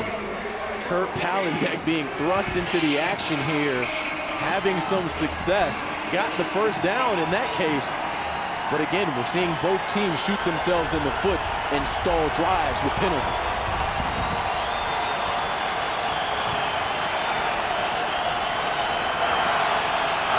Palandek delivers the football, it's caught, and it's a UNLV first down. As Whiteley, he was running backwards and was able to secure the football. Nice check down there for Palandek. Yeah, Palandek staying in that pocket. Could have delivered a bit of a better ball here to give Whiteley an opportunity to get up. But boy, Ari, we are really starting to feel this stadium right now. They are really getting into this. This place is rocking. Well, it's getting late in the 3rd quarter, and they're getting anxious. They're not used to, being down against UNLV. 18 first downs now for the Rebels, and it's Whiteley. And Whiteley picks up just a couple of yards. Rufus with the tackle. I mean, we talked about it right off the top. Nevada's won 9 of the last 10 contests against UNLV, so this is a UNLV program that has not tasted much success in this rivalry.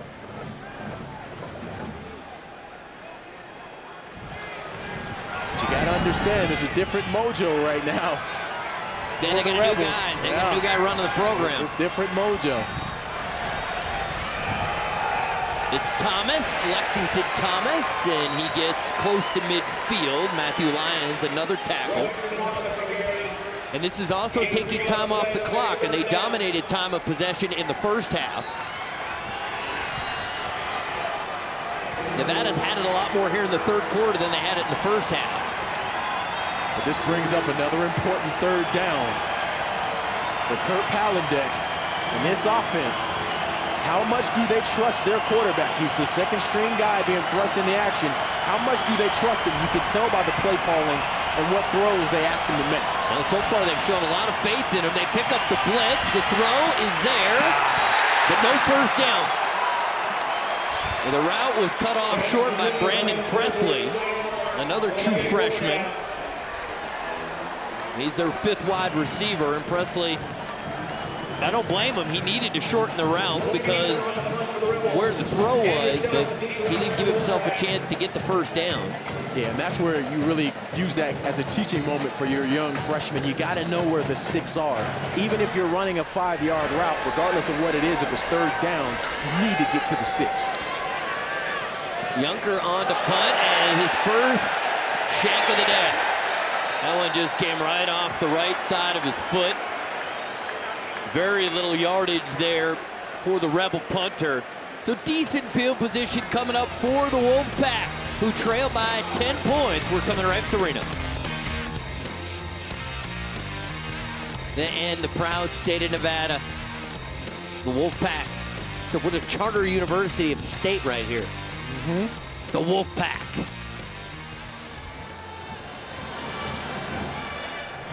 The Rebels leading by 10. The Wolfpack football. Ball on their own 30-yard line. The tailback is Don Jackson to the right of Tyler Stewart. Stewart's in trouble. Evades the rush, and he is going to throw at the last moment, and probably should have been caught.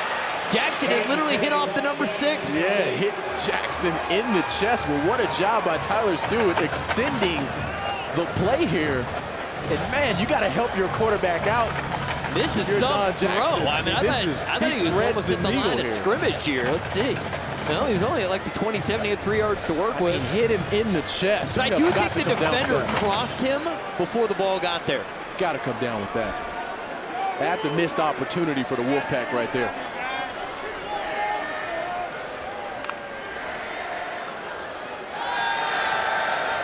Stewart up over the top, looking for Jericho. Richardson fighting for the football, and Mooten stayed with it. Richardson had it. Mooten just wouldn't let it go. Got his hand in there and tore it out. Yeah, he got that paw in there, and look at the play from the freshman. True freshman, Darius Mooten. Please reset the play clock to 40 seconds. Member of the defense had his helmet come off. Watch this throw here. Mooten gets that paw in there at the last second. Yeah. You keep fighting for the football. That's what you're coached, and you like to see the young player coming up with a big play.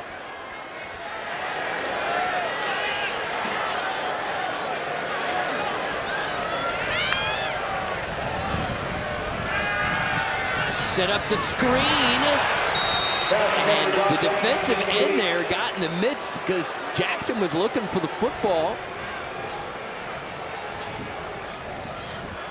Yeah, they wanted to set up Jackson, trying to get him in some space. It's actually a pretty good call on 3rd down and 10. They're going to have to punt it away, though. Yeah. By the Rebels on defense to force the punt. And we're continuing to see it, Ari, on both sides for defense. They're figuring out what the other's doing on offense. Those second half adjustments are really paying dividends for both defenses right now. Rightly, the fair catch at the 30-yard line. So 1:21 seconds to go in the 3rd quarter. UNLV playing with their backup quarterback. Blake Decker, their starter, their leader on the offensive side of the football, his left arm in a sling. He was hurt late in the 2nd quarter. So Kurt Palandek has come in, and he led them at the end of the half to a great touchdown. He threw a 25-yard completion, and then he ran it in himself. So he's shown some ability. He's played really well, and he's made some throws. It's just the consistency. Is it there? Leading wide receivers the right way, making the right decision on short passes. You combine those things for good play, but right now he's been very serviceable. Total time period. Yeah, total yards, UNLV still leads by almost 90 yards. Now it's over 90 yards after that first down play, though Nevada has outgained UNLV in the 3rd quarter. Malik Reed in on the stop for the Wolfpack.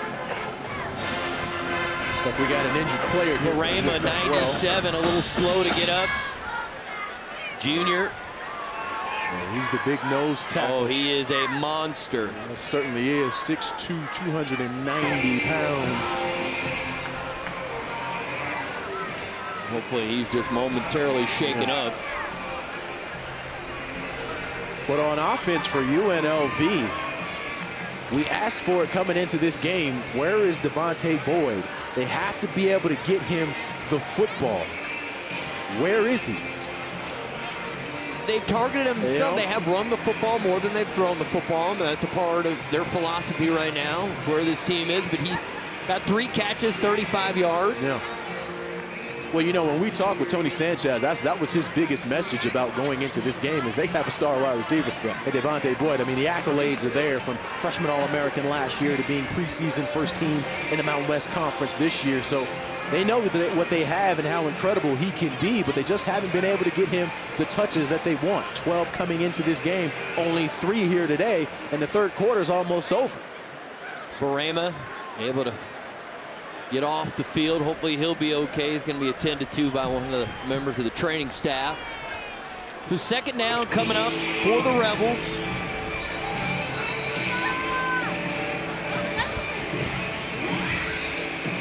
Rebels in the game thus far. 35 carries, 157 yards, and 2 touchdowns. They have just 12 completions for 130 yards, so it's really been the ground attack. And I think the difference, what we're seeing here, too, in the second half is they're not mixing it up as much as they did in the first half. If you remember at running back for the Rebels, we saw Whiteley, we saw Thomas, we saw Campbell come in. We saw all 3 different backs touch the football, and we haven't seen that as much in the 3rd quarter, which is why the ground game has struggled some. Campbell in the game at tailback. And Campbell's got it. I've seen that happen multiple times where he finds himself at a standstill. He runs up and stops. Yeah. And that's not good from a running back's perspective. They teach you to step that foot in the ground and burst upfield regardless of what's happening. You don't want to stop your momentum. I can tell you the running backs coach is going to be using that film as evidence of what he needs to learn and how he needs to improve about planting that foot and really getting It's the upfield. end of the third quarter. Three Take us to the fourth quarters quarter. complete here in Reno. The battle for the Fremont Cannon and the battle to open Mountain West play 1-0. Can UNLV come up with the upset? Fourth quarter is... The sun is setting in Reno, and the sun's starting to set on this game. We start the fourth quarter. Rebels lead by 10, playing with their backup quarterback, Kurt Palandek. And he has kept the Rebels in front.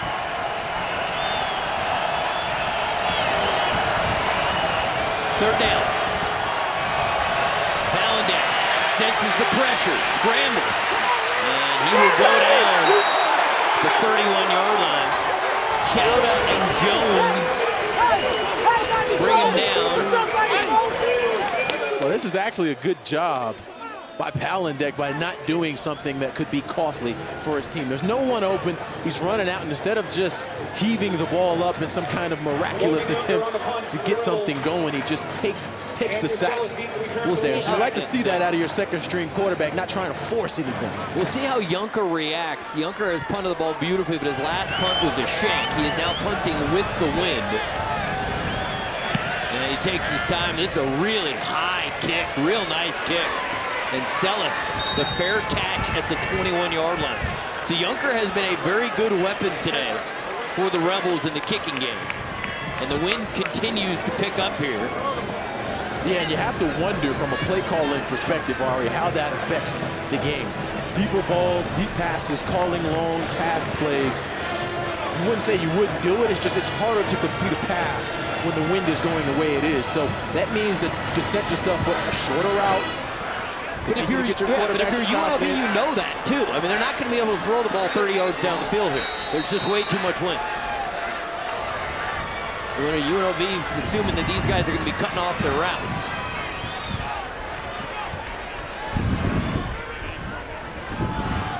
The give is to Butler, and not much doing. Gain of a couple.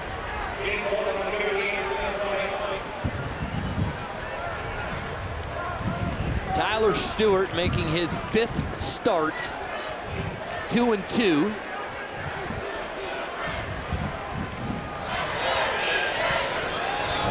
And again, it's Butler, and that is well defended by the Rebels. They swarm to the football. Now, I'm all for 2 runs in a row, but you got to try to mix things up on offense to try to keep this defense off balance, because right now, the Rebels are just peeling their ears back and going forward on the football because they know exactly what the Wolfpack are looking to do. Well, Unga, and he's made a couple of plays. He made that screen pass on the last third down play, not effective for the Wolfpack. Stewart trying to buy some time, gets it to Richardson, and with the hit, gets the first down. Nevada now 4 for 12 on third down. And sometimes on third down, when you don't call a blitz, the Rebels did not call a blitz there. Sometimes it gives a quarterback too much time, which is what happened there. He was able to find the open wide receiver. Richardson makes the catch, and he has no place to go after that. Mooten makes a real nice tackle there, 21. He shined in this game. True freshman, it's only 165 pounds. Whew. I wonder how much of that is embellished too, you know? Sometimes they give you a little more. Maybe he's 159. We put 165. Well, they said you were 5'11", so, I mean, come on. Close enough. Stewart looking. Flag is down, and Stewart throws that one. Is it caught? Yes, it is. James Butler there. Yeah, the flag is in the area of holding.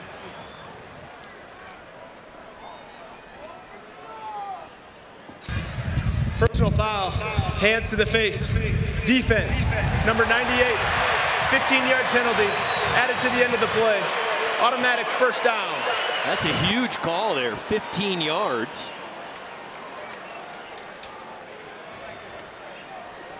And that changes the field position right now for the Wolfpack. Hands to the face is the call here.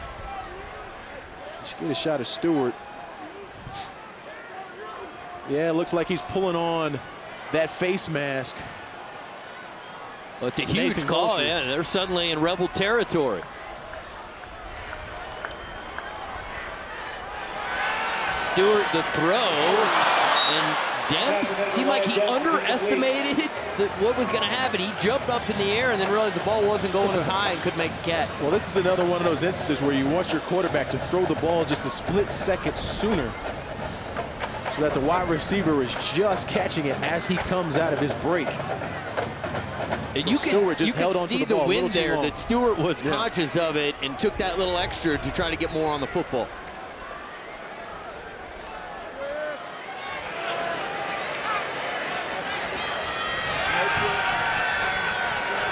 Stewart all day, and now Stewart's going to take off and run, and got great blocking from his wide receivers there. Henderson and Richardson with 2 good blocks. Gain of 11. Yeah, that was all a team effort there. We talk about blocking from the wide receiver position. But again, no call blitz for the Rebels on defense, which gives Stewart the time. No one open. He's able to skate around that outside and pick up the first down.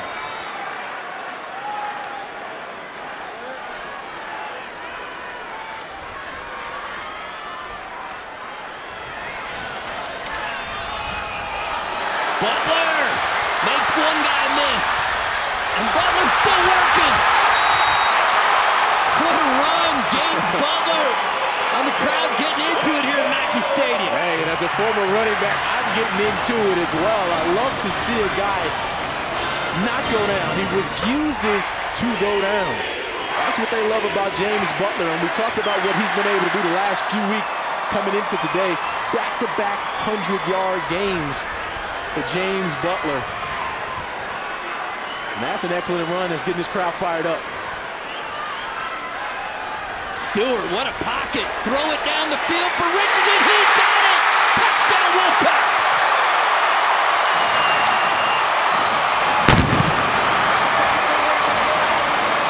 Wow, what a turn of events here in Reno.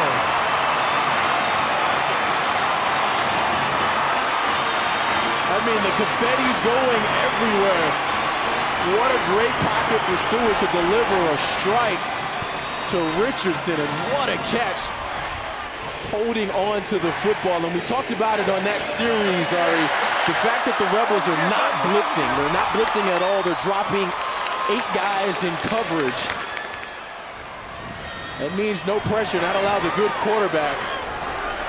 Extra point is good. It is a 3-point game. Richardson's second receiving touchdown of the season. Great drive. 9 plays, 78 yards, 3:23 off the clock. Can't wait for this one to start up again. 3-point game in Reno. This game is presented by Greenworks Pro for professional grade cordless outdoor lawn tools. Choose the Greenworks Pro 80-volt leaf blower. I tell you, it's not the leaves haven't come off the trees here, but if they were, you couldn't catch them with the blower. You couldn't catch anything. It is a brisk wind, to say the least. Line drive kick to try to play it through the wind. It's pretty effective. And UNLV going the wrong direction. Wolfpack swarm to the football. Lexington Thomas on the return. So here we go. You got a sophomore quarterback who's barely played. Yeah. On the road, you got a 3-point lead. You can't be too conservative because 3 points, they're probably going to need more points to win this game. Oh, yeah. They're definitely going to have to try to drive down and put some points on the board here today. And, boy, this is gut-checking time for Kurt Palandek, because as the second-string quarterback, to be thrust in this type of environment where now the 12th man being the crowd, is so involved in every single play, every single snap. And when you're not used to that, sometimes we'll see what that effect will have on you. But it's been the tale of 2 halves right now for the Wolfpack. Palandek to throw it. That's a real aggressive call on first down, and it's effective. They complete the pass. Devontae Boyd, and it's also going to keep that defense honest. Yeah, you most certainly do. And you talk about being aggressive here. You really have to, Ari. In this case, you're only up 3. You got to try to go down and score. So you do what you do best. Get it to your star wide receiver and Devontae Boyd. and call plays for him. You got to target this guy. I mean, last year, he was the All-American freshman. Give him the football. Now's the time. Whiteley the tailback. Palandek under center. And Whiteley is dropped at the 16-yard line. Matthew Lyons, yep. Wow, what an excellent game he is having. They cannot block number 9. He is all over the field, especially in running plays and in running defense. And we talked about him last week playing every snap. Yep. 16 tackles. He's got double figures. Tackles, 10 today. 10 tackles today. It's a nice job by the Sam linebacker. Third down, critical. Rebels got a hostile environment here. Palandek, the throw, and it is knocked down. Lenny Jones, the captain, the defensive end, makes the play.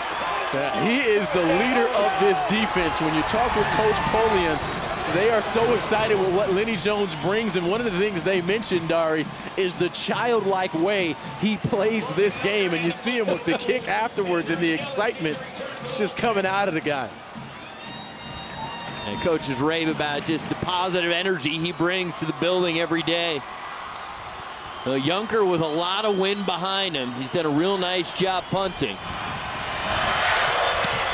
And he hammers another one. Goodness. Sellis all the way back to his own 27-yard line. They might have outkicked the coverage. Oh, terrific open field tackle. But Sellis gets the Wolfpack to the 45-yard line. And boy, is this crowd really into the game right now, Ari. You have the touchdown drive with the big play to Richardson, and then you force a 3 and out to get your offense back on the field, and then you have an excellent play in special teams. Momentum has definitely shifted in this stadium. Yeah, 59 yards on the punt for Junker. He's got a leg. Wow. But he also sees the wind. Yeah. I mean, he's just getting it up in the air. It'll roll. Yeah. Let that ball do its thing. Great return. Sellis got by the first couple guys on his own. 20 yards on the return after a 59-yard punt, net of 39.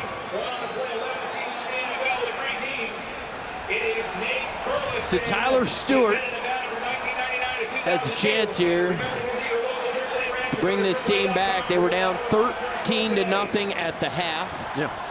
You know, I really go back to last year, Ari, because I talked a little bit about it at the start of the third quarter. The Wolfpack were down in the first half of that game last year and came back to win in a monumental way. So this is a position that they're used to being in, especially against this team since it happened last year. So you see the confidence that the Wolfpack have in themselves and in the position that they're in and playing from behind. Oh, this place is rocking right now. You see Lenny Jones, a big smile. He's talking to the fans. Go ahead and have some fun there, big fella. It's so amazing, this childlike way that he plays this game. He just enjoys himself, and that's what it's all about. Having a good time, having some fun, rivalry game. It's a good game, close game. And Tony Sanchez trying to remind his guys, hey, we're in front. Yeah. We can do this. Oh, he's telling him to get off the bench, get up there and support your teammates. I like it. Class act, Sanchez is. Stewart keeps it. And Stewart gets about 5 yards. We'll call it 5, just shy of midfield. Yeah, this pistol offense, Ari, it's good, but sometimes it can put you in dangerous situations. We've seen one quarterback get knocked out of the game, and Blake Decker, by running the football. So you got to be cautious a little bit with how much you run that read option, even though it's the pistol, because that read option, the quarterback's making the read, and a lot of times we've seen Tyler Stewart keep the football, which puts him in danger. Stewart, and that ball is tipped and it's picked off. Clear sailing in front. McAllen gets into the end zone. Touchdown, Rebels. And the Rebels sideline erupts again. Now, right before that play, Coach Sanchez yells at his guys on the bench to get up and get involved in the game, and you see what that energy does there on a tipped football. Ryan McElman takes it to the house. What a play. The middle linebacker finding the football. And they love what they have in their Mike linebacker. They talked about him being the most consistent player for them on defense. He makes the calls and the adjustments. And boy, what a turn of events here for the Rebels and the momentum in this game. 49 yards on the return. Ryan McElman with the pick 6. And just like that, it's 20-10 Rebels. And here it is. The ball was tipped. He tips it to himself. Gets the guys in front, leading the way. Touchdown, Rebels. UNLV 20, Nevada 10. All the momentum, everything was in front of the Wolfpack. They had it going. Almost at midfield, down 13-10. And a pick 6. Heck of a turn of events. But the incredible part for UNLV is that it all started with Coach Sanchez. Really getting his guys back involved. He felt like the sideline was a little bit underdone. No one was really excited. There was no passion on the sideline, so he yelled at his players to get involved, and they immediately respond. It's a real strong kick, and no chance for Elijah Mitchell. So now Tyler Stewart has a much more challenging situation. Down 10, still almost 8.5 minutes to go. A lot of time left. A lot of time and left. They've been moving the ball effectively in the second half. They most certainly have, and sometimes those things happen. Tip balls happen, but the biggest question always is, how do you respond? How do you come back out there? Will Tyler Stewart allow that play to affect the rest of the game? Because we got 8.5 minutes left. A lot of time, a lot of football. They're down 2 scores, 2 possessions. They need a methodical drive, take some time off the clock, but drive it down and get some points on the board.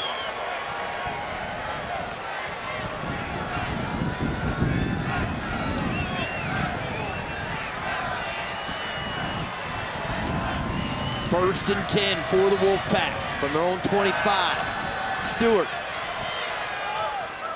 And that pass has a little bit too much on it. Mooten in coverage. And Mooten has shined, the true freshman. He has most certainly played well from that cornerback position. They'll also use him as the nickel in formations as well. But you have to look at the Wolfpack here, and you have to ask yourself, like, you can't press right now. We don't need to press. It's not like we need to score a touchdown right now. You don't want to make yourself one-dimensional on offense by calling a bunch of passing plays with 8 minutes left in the game. Stewart, the throw, and Demps has it. And Demps out of bounds at midfield. It looked like he was covered, then he just came wide open. Yeah, this is all on the cornerback, and Tim Huff. He's number 13. He was there, but then lost sight of the wide receiver, which allowed Wyatt Demps to have a big play. Stewart, pump fake, the throw, Richardson to catch. Blake Richmond to tackle.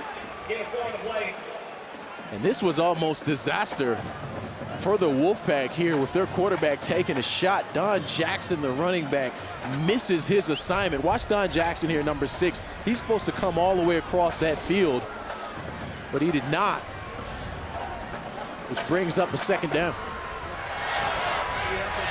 Stewart 15 for 29, 159 yards. Yes, he did. Blitz is coming. Stewart completes it to Richardson, and that's an important tackle right there from Richmond, because there was no deep safety help. That was one-on-one coverage to its fullest there, so an excellent job by Richmond at getting it down. But Richardson right now is finding some open space, specifically in the middle of defenses. Watch him come into your screen, number 84, finding some soft pockets and winning one-on-one battles right now.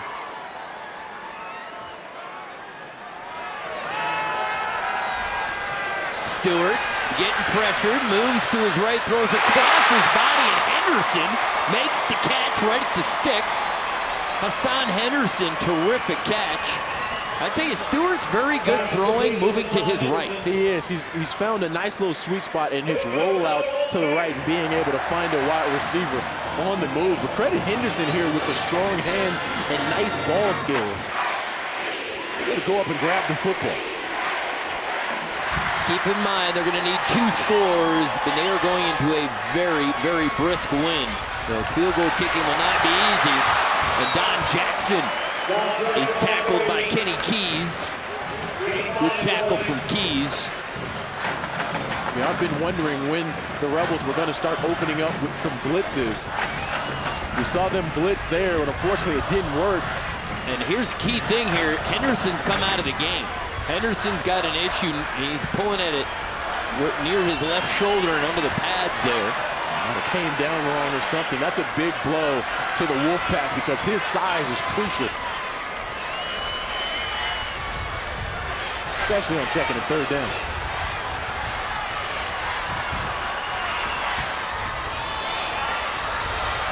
It's Stewart. And Stewart has enough for a Wolfpack first down. This is an excellent job by Stewart. I mean, it looked like this was a busted play. He was looking to hand the football off.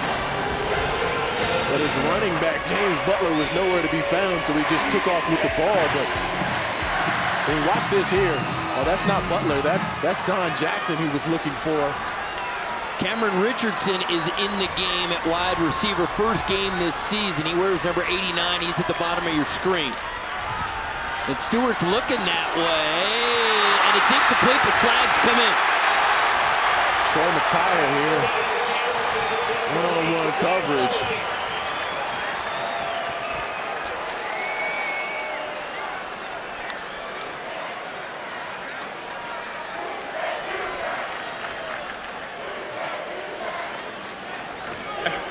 Pass interference. Defense, number 2. The ball is placed at the spot of the foul. Automatic first down. So Richardson is a huge target there. He's 6'7". Yeah, that'll definitely do it for you there. They called it on 2, but it's actually number 4.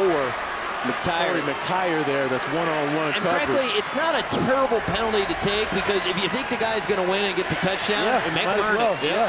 Might as well give him a shot. I'm sure that probably didn't factor into his ability there, but it's not as bad as it sounds. Although first and goal here for the Wolfpack. And this crowd's about to get into it. Don Jackson, the tailback. Stewart gives to Jackson. And it appeared he was going to get in, and then UNLV steps up, and what that does is take some time off the clock. It certainly does. Keeps this drive open. Be 2nd and goal. Again, you have to remember, this is a 2-possession game right now. The Wolfpack need to score quick to preserve themselves an opportunity. But Don Jackson, the senior, one of the leaders for them on offense, has just stood up. I mean, right at the doorstep. Right there. Here we go.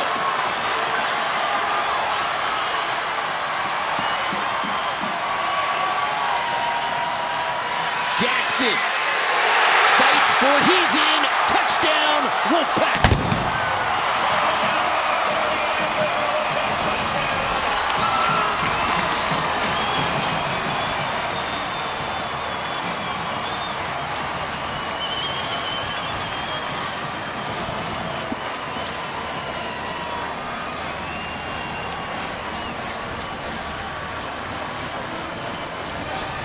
Well, Darius had some response right there after the pick 6.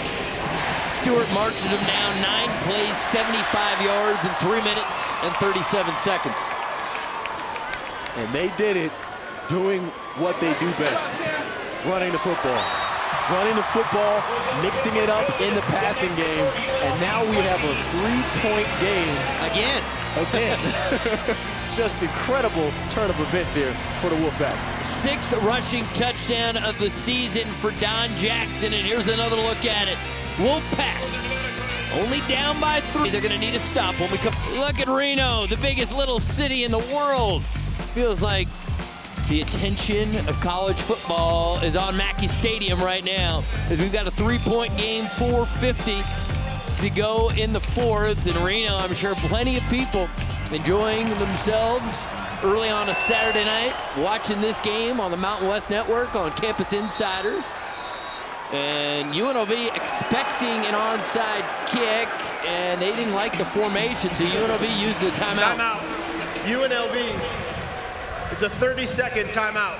Darius, here's my question. Do you feel you've got to go onside here, or would you kick it deep? Well, to me, you kick it deep, and here's why. The Rebels are playing with their second-string quarterback in Kurt Palandek, and so when you put that guy in a situation where he hasn't played much, he doesn't have much experience or exposure in this type of situation, force him to beat you, force him to make first downs and win this game for the Rebels. Because that's a tall order for the second-string quarterback being thrust into the action. So for me, I say kick it off, but nothing wrong with leaving all the chips on the table. Well, but you also give up a ton of field position if you don't get it. You know, if you think your defense could come up with a stop against their backup QB, I'm with you. I kick it deep. Now, they may have changed their mind. They no longer look like they're kicking out of the onside. Second half, total yards, Nevada 201, UNLV 42.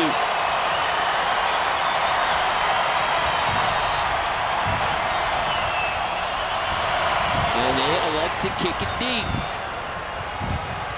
That ball hung in the air forever. It was muffed.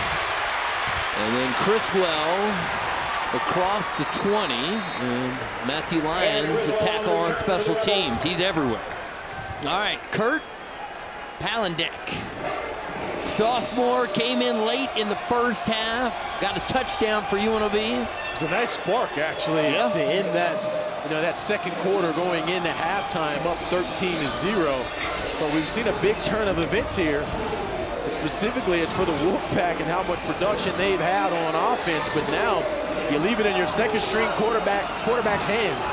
Can he win this game by getting a couple of first downs? We're about to see. The Wolfpack have all 3 timeouts through the rush yards here this quarter. Dominated by the Wolfpack. And Campbell, he had 2 arms wrapped around that football. Ball of security paramount right now. Just a couple of yards on first down. UNLV, I'm sure, will try to use every second of the play clock. It most certainly will, but you talked about ball security there and it being key. It's even more important for freshman running backs. And Xavier Campbell is just a freshman. So you like to see him putting 2 hands on the ball, understanding the situation. Whiteley now in the game at tailback. And we've got a flag come in. It's going to be a false start. False start. Offense. Number 46. 5-yard penalty. Second down. Was that on the tight end, Jake Phillips? But sometimes, Ari, when you talk about cadences and you have a second-string quarterback, sometimes it's different. But when you get in a situation where it's loud and you can't hear anything, you're not used to his snap count, even when it's the same. But the clock is running. That's the only thing that still goes well there for UNLV. They've still got 12 on the play clock. They don't need to be in any hurry. Palandek, quarterback draw. Palandek. And he gets up to the 25-yard line. It's going to bring up third down. And Nevada, I believe, is already going to use a timeout. So they're hoping to come up big. Yeah, but come up big on they kind of forced it here to make the game. If UNLV now gets a first down, it's going to make it much harder. Nevada.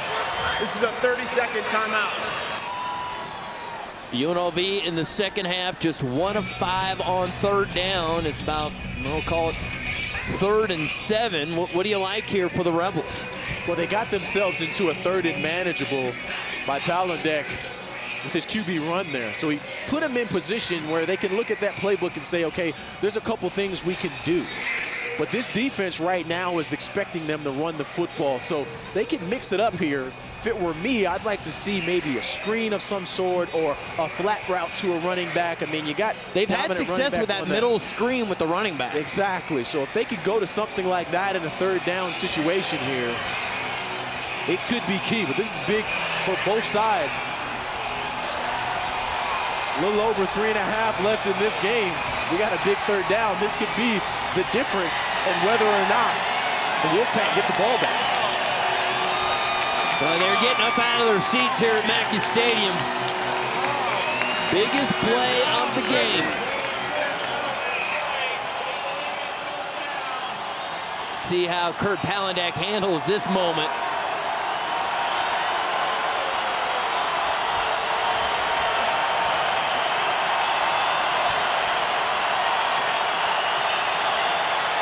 Palandak in trouble, gets away from it. Now he'll throw. Is it caught? It is. Is it a catch? Yeah, no, they're now ruling it incomplete. There was some uncertainty. Wow. Muhammad in coverage. That's Lexington Thomas there, the freshman, trying to secure the pass.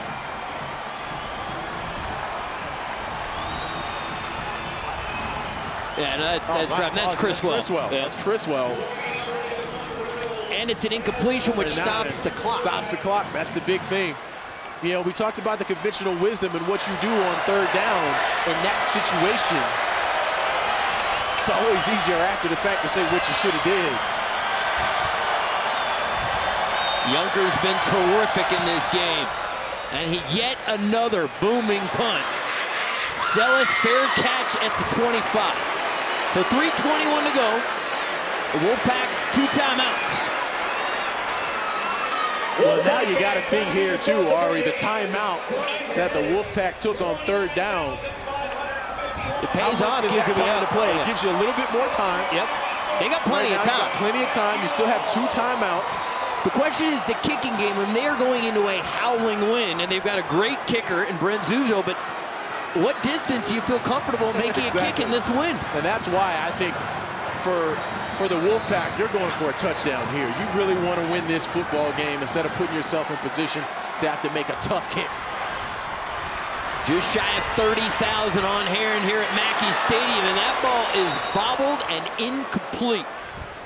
Throw was on target. Richardson couldn't make the catch. You know, he's already had the TD catch today. That's one he's going to wish that he had back, bobbled the football and dropped it. Key time right now in this game. They got a long drive that they have to sustain here. Every single play counts. So when that ball gets in your hands, it is vital that you come down with it right now. James Butler got slowed at the line of scrimmage, and he's still working and turned what should have been no gain into a gain of 7. Yeah, he turned it into a third down and manageable here. And for a second, you were asking yourself, you know, why did they do a cold run there with as far as they have to go? But the reality is James Butler, as you see, he can take it to the house at any time and turn, you know, what play looked like it wouldn't be anything. He turned it into something. The fans are getting restless. There's still plenty of time on the play clock, and in college football, 2 minutes and 40 seconds isn't a turning. Especially with these fast-paced offenses and no-huddle styles. UNLV showing blitz. Stewart's going to throw on third down, and Richardson can't make the catch. And it's going to be 4th down, and the Wolfpack are going to have to go for it. Wow, that was real close by Blake Richmond there for a pass interference call. Did he get there too soon? But no flag, which sets up a huge 4th down right now. This is the game, ladies and gentlemen. It's on the line right now. Who do you trust here on 4th down? Well, the problem here, as you see, well, no Hassan Henderson in the game. No Henderson in the game. There's no number 12. He'd be the guy you'd lean on right now. Stewart looking, 4th down all day. And it's dropped. Oh, no. Richardson, Cameron Richardson was right there. Wow. Not sure what happened there. That ball was on the money, and they had a 1st down. All day long for Tyler Stewart here, and finds his receiver wide open, and he drops it. Now, this goes right back to what we mentioned before the play. The reason he's in there is because Hassan Henderson is out. You saw the injury to him. It looked like a shoulder issue. But that's why he's in the game, and you expect that your next man up mentality for the guy to be able to make a play. And just an unfortunate drop. for the Wolfpack. Well, if you're the Wolfpack, you can't give up here because you got a couple of timeouts. Still two. You got to make them hand it off. And, you might get a chance to get the ball back. Hold everything.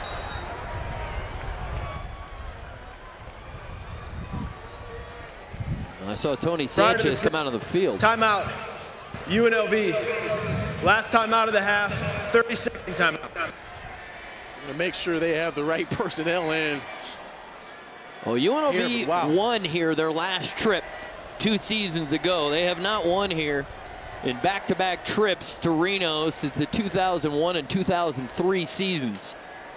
In a rivalry where Nevada's won 9 of the last 10. It'd be hard to believe that UNLV could win back-to-back here in Reno. It would definitely be impressive, but you have to credit Tony Sanchez. New coach, new philosophy, new culture, new expectations. It's all unfolding here today. Well, Cameron Richardson, his first game this season due to injury, he's going to have nightmares about dropping that football. I hate to see a young man go through that.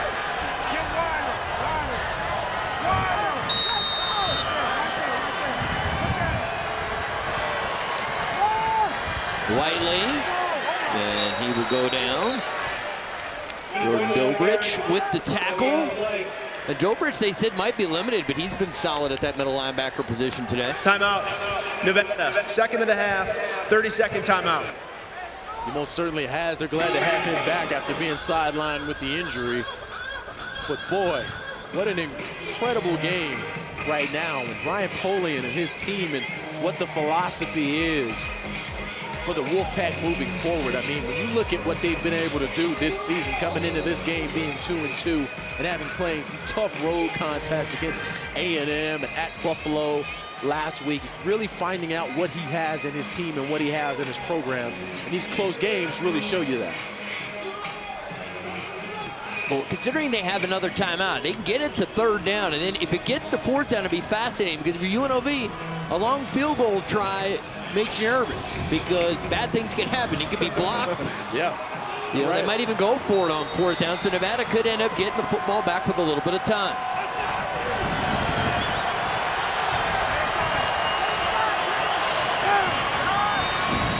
Whiteley tries to bounce it to the outside. He goes down.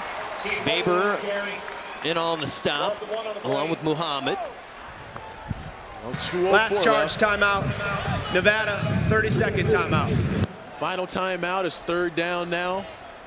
Because remember, all right, so you go 3rd down here, you run the football, you're going to probably get this thing down about 120, 115. And then what do you do on 4th down? That's the question. I mean, if it's me, I think you run the football. I really think that you go for it on 4th down. If you don't get it, it's a turnover on downs. But at the very least, you don't necessarily have to worry about a field goal or something being blocked. But it's also important to note right now that we're starting to get a little rain. Yep. Even more likely that they will not try to kick it. Yeah. That ball can get a little slippery. The ball security, all that Keith Whiteley cares about on this 3rd down play.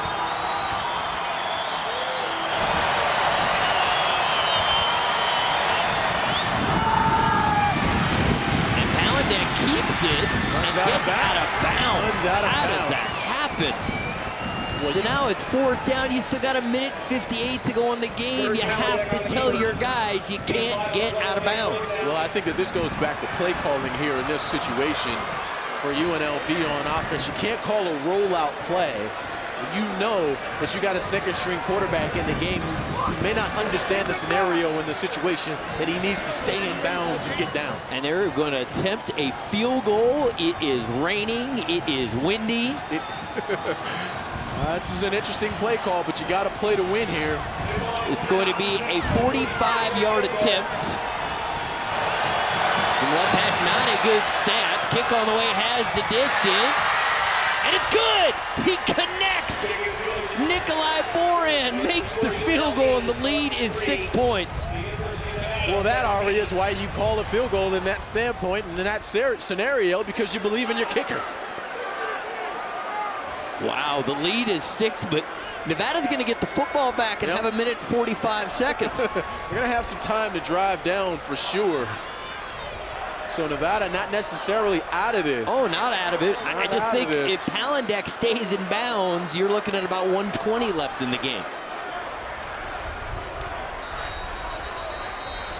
The other thing that comes into play now for UNLV, and I know we might be getting ahead of ourselves, but the missed extra point.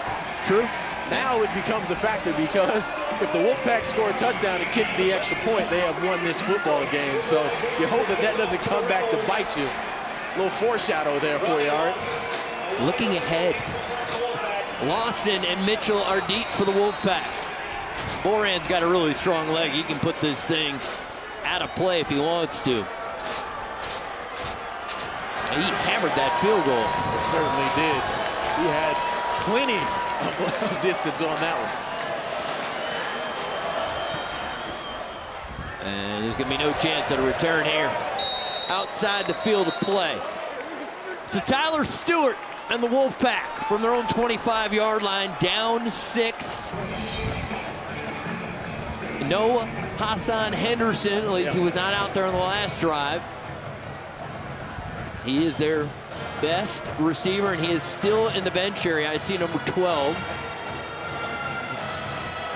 And he's the big target at 6'5", 220 pounds. So not having him out there is definitely having an impact on this offense in terms of who you target. But we've seen Richardson. He's number 84. We've seen him have a lot of success today. He's lining up in the slot at the top of your screen.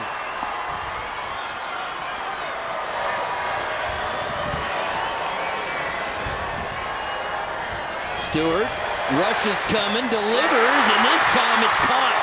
Wyatt Demps, Vile with the tackle. And we've got an offensive lineman down for Nevada. It's like 72 there. Not 100% sure we'll get the guy. Jeremy McCauley is 72. Let's make sure we've got the right guy. Oh, yeah, he got rolled up on from behind. Got clipped on the back there. Hate to see that from the big man. Hopefully he is okay.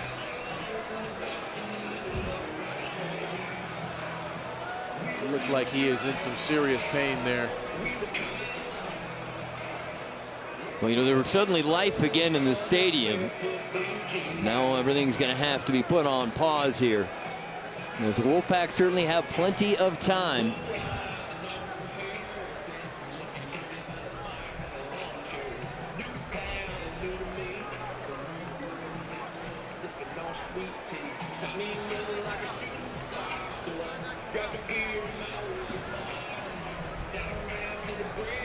A lot of concern right here. Junior guard who missed 11 games last season with a torn ACL, coming against Washington State.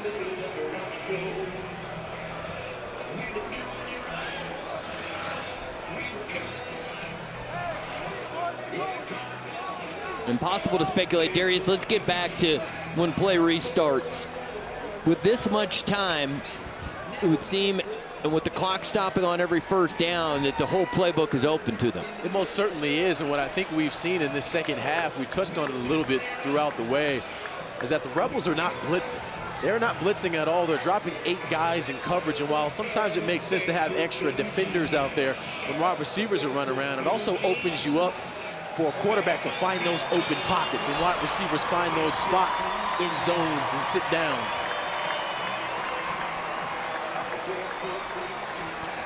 He's walking off on his own, under his own strength there, which is good to see. That is good news, but he is taking his time. And here's the scoreboard from around the Mountain West. Navy takes care of Air Force. Auburn beats San Jose State. New Mexico State leading New Mexico. Appalachian State takes care of Wyoming. And Utah State leads Colorado State 23-10. Incredible matchups today, including this one. Well, this one's been good.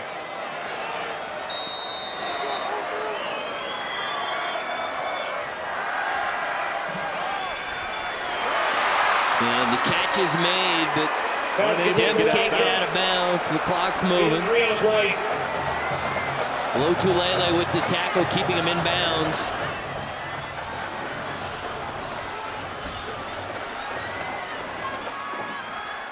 Stewart, and it's complete. That's the one they needed before. Oh no, Richardson was out of bounds. Boy, he's had a tough fourth quarter. He has struggled on the sideline with being able to bring the football in. We saw the crucial drop last series, and this time, does he get his feet down? Impossible to tell from that angle. What was interesting is that the last time he dropped it because he looked at his feet. And this time he wasn't aware of where his feet were. Having a tough go right now. Third down. Stewart throws, and this time Richardson makes the catch and appears to have a Wolfpack first down. Clock will stop. That out route. A lot here lately. But what's impressive is Tyler Stewart and his ability to be able to deliver the football right as the receiver is coming out of his break. That's why you like that out route, because your quarterback understands it and knows how to throw it really well. But we're still seeing no blitz from the Rebels. Stewart steps up, throws, and that is incomplete. Blake Richmond stepped up there. And there seemed like Stewart had a lot of room there to maybe take off and run with it. Because again, the Rebels are not applying pressure. They're not bringing pressure. They're dropping 8 into coverage. And so when you do that, sometimes those guys bounce back and they fall so far back from the line of scrimmage that it gives the quarterback an opportunity to take it and run with it. Stewart into the wind, going deep, and it's incomplete. Tim Huff had the best chance at it, the defensive back. Want to remind everyone, next week, both the Wolfpack and Rebels return to Campus Insiders. Watch Nevada host New Mexico at 4 p.m. Pacific time, followed by San Jose State at UNLV. And it's all coming up on CampusInsiders.com next week.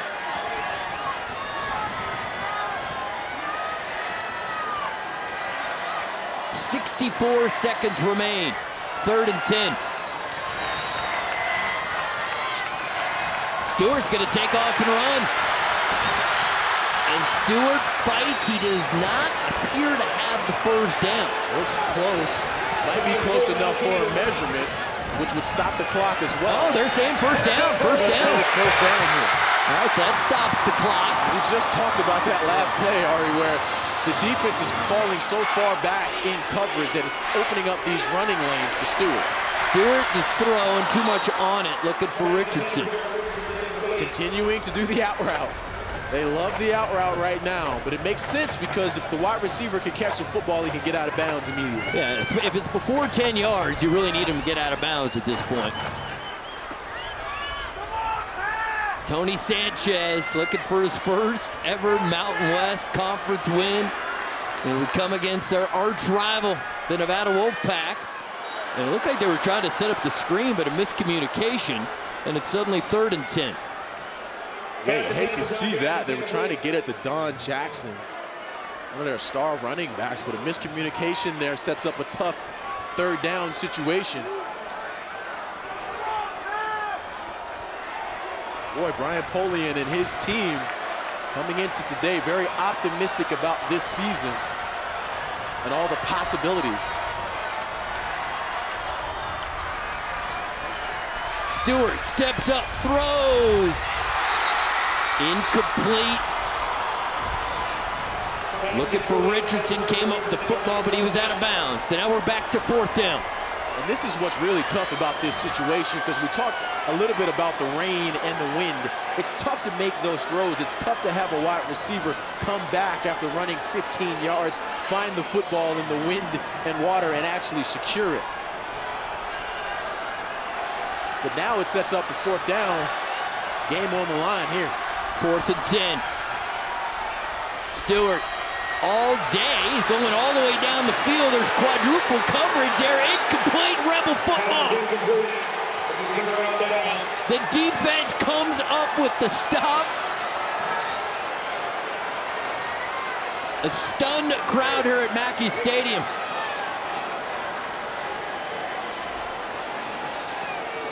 You know, sometimes, Ari, on offense, when you're down and you need a point and you need to score at the end of the game, you kind of press. We saw there 2 consecutive plays, the Wolfpack decided to try to go deep and hit a home run instead of trying to get a first down and methodically drive down to put themselves in better position. But you can't take anything away from the Rebels and their new coach, Tony Sanchez. What a win for them today at a hostile environment.